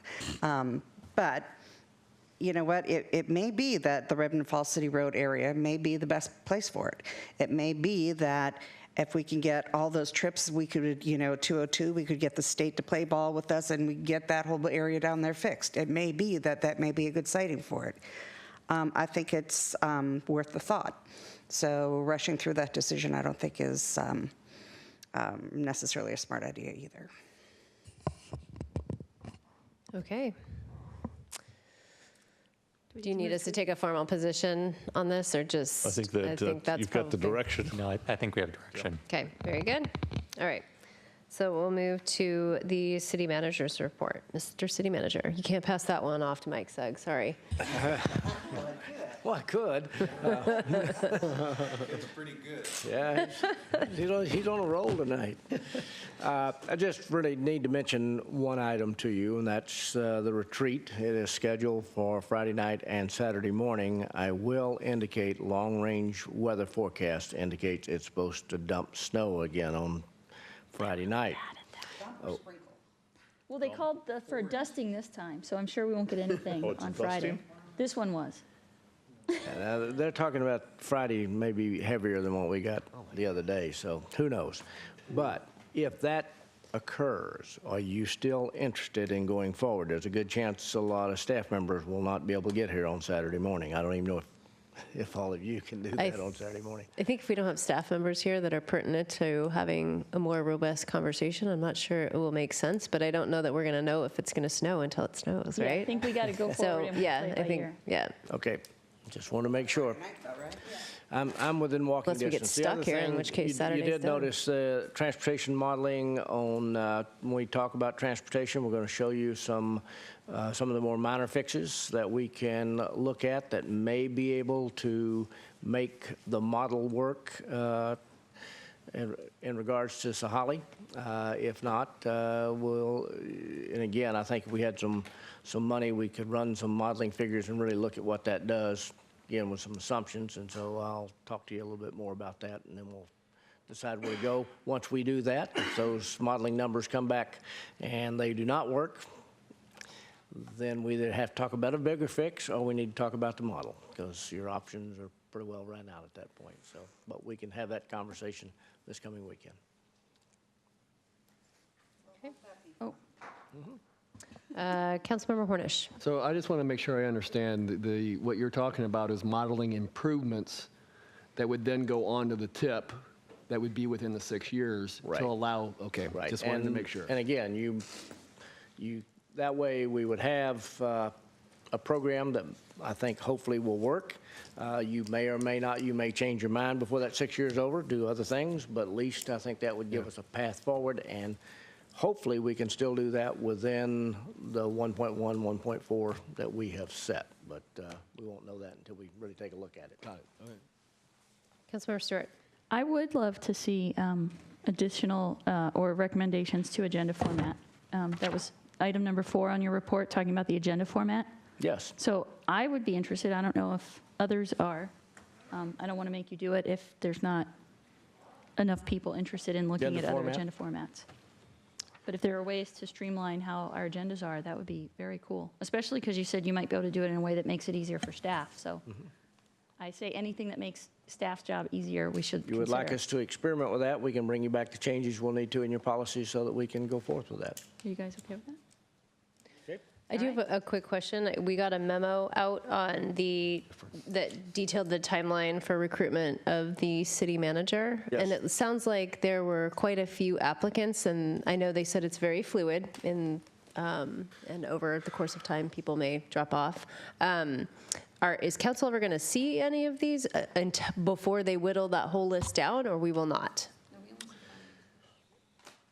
Calling that schedule is, I believe it is March, early part of March, that you will be talking about Right, selection I think of March finalists. 4th, they're supposed to come and speak to us specifically, and then the 15th. And I think they'll Meet talk and to you greet. about a number of candidates and then kind of go through those candidates with you, and you will then bring that down to the group that you want to bring in here and interview. Are we anticipating that being 8 to 12? That's what I think I saw in that memo. Is that accurate? Yes, it should be about 8 to 12, and they're doing all their background research ahead of time, so they're picking their highest 10 to 12 candidates, and they're doing the background searches, and they're going to bring all that to you, all that background information to you, so you can make an informed decision on March 4th. Okay. Oh, yeah, I'm hearing gone over here, which reminds me of thinking, sorry, not you gone. I us will gone. indicate to you, too, that we closed applications on this position on January the 25th. We're going 7 weeks before we interview. Yikes. That's a You're gonna really be long lucky, time. if you get 4 really good candidates, because you're going to lose. Is there anywhere to compress that timeline at all? Why is it 7 weeks? Well, we're just kind of working around your schedules. That's not what We're here. Is there something that we can do to help We'll plug in. facilitate that? I will touch base with them tomorrow and see, you would be doing something before the 21st of February. And again, you'd have to have 2 meetings, one to select finalists and then interviews if we. Well, That's a. if it helps, especially, the thought of losing people because we're taking so long because we don't want to come in for a meeting sounds like a really bad. It's a waste of money. I think if we need to add a meeting in order to facilitate this, I don't know, I can't speak for the rest of the council, but I'm happy to come in and meet. Let me touch base with that's them and good see if we can't maybe Okay. move that up some. And then I'm Before the hearing 21st. folks are going to be gone. And then we have breaks coming up, so I just want to make sure we're not running into quorum issues. Councilmember Valderrama, I assume you're talking about NLC? Or is that what you're going to? The congressional thing in DC, when is that? That's, I believe, on 9th through 12th. Okay, so you'll miss the, okay, so you'll be the only, if you're the only person gone, I think we should probably keep that meeting on. Actually, 9th through 14th. You're gone through the 14th, okay, so that's just one meeting then. Sorry? It's one meeting. I'm looking at the interviews for the city manager report as well. Do folks have spring breaks that they're leaving for as well? Are we going to have quorum issues in April? I'll be gone one of those weeks. Anyone else? April? Yeah. Take us with you. Is anyone else gone in April? Just want to point that out. We were Take looking- us with you. 22nd through the 26th, but I don't think we have any meetings. Okay, All right. all right. So I think we should be okay quorum-wise then. Okay. Entertain it. Second. Okay, it's been moved and seconded. All those in favor of adjourning, say aye. Aye. Aye. Opposed? Okay, we are adjourned.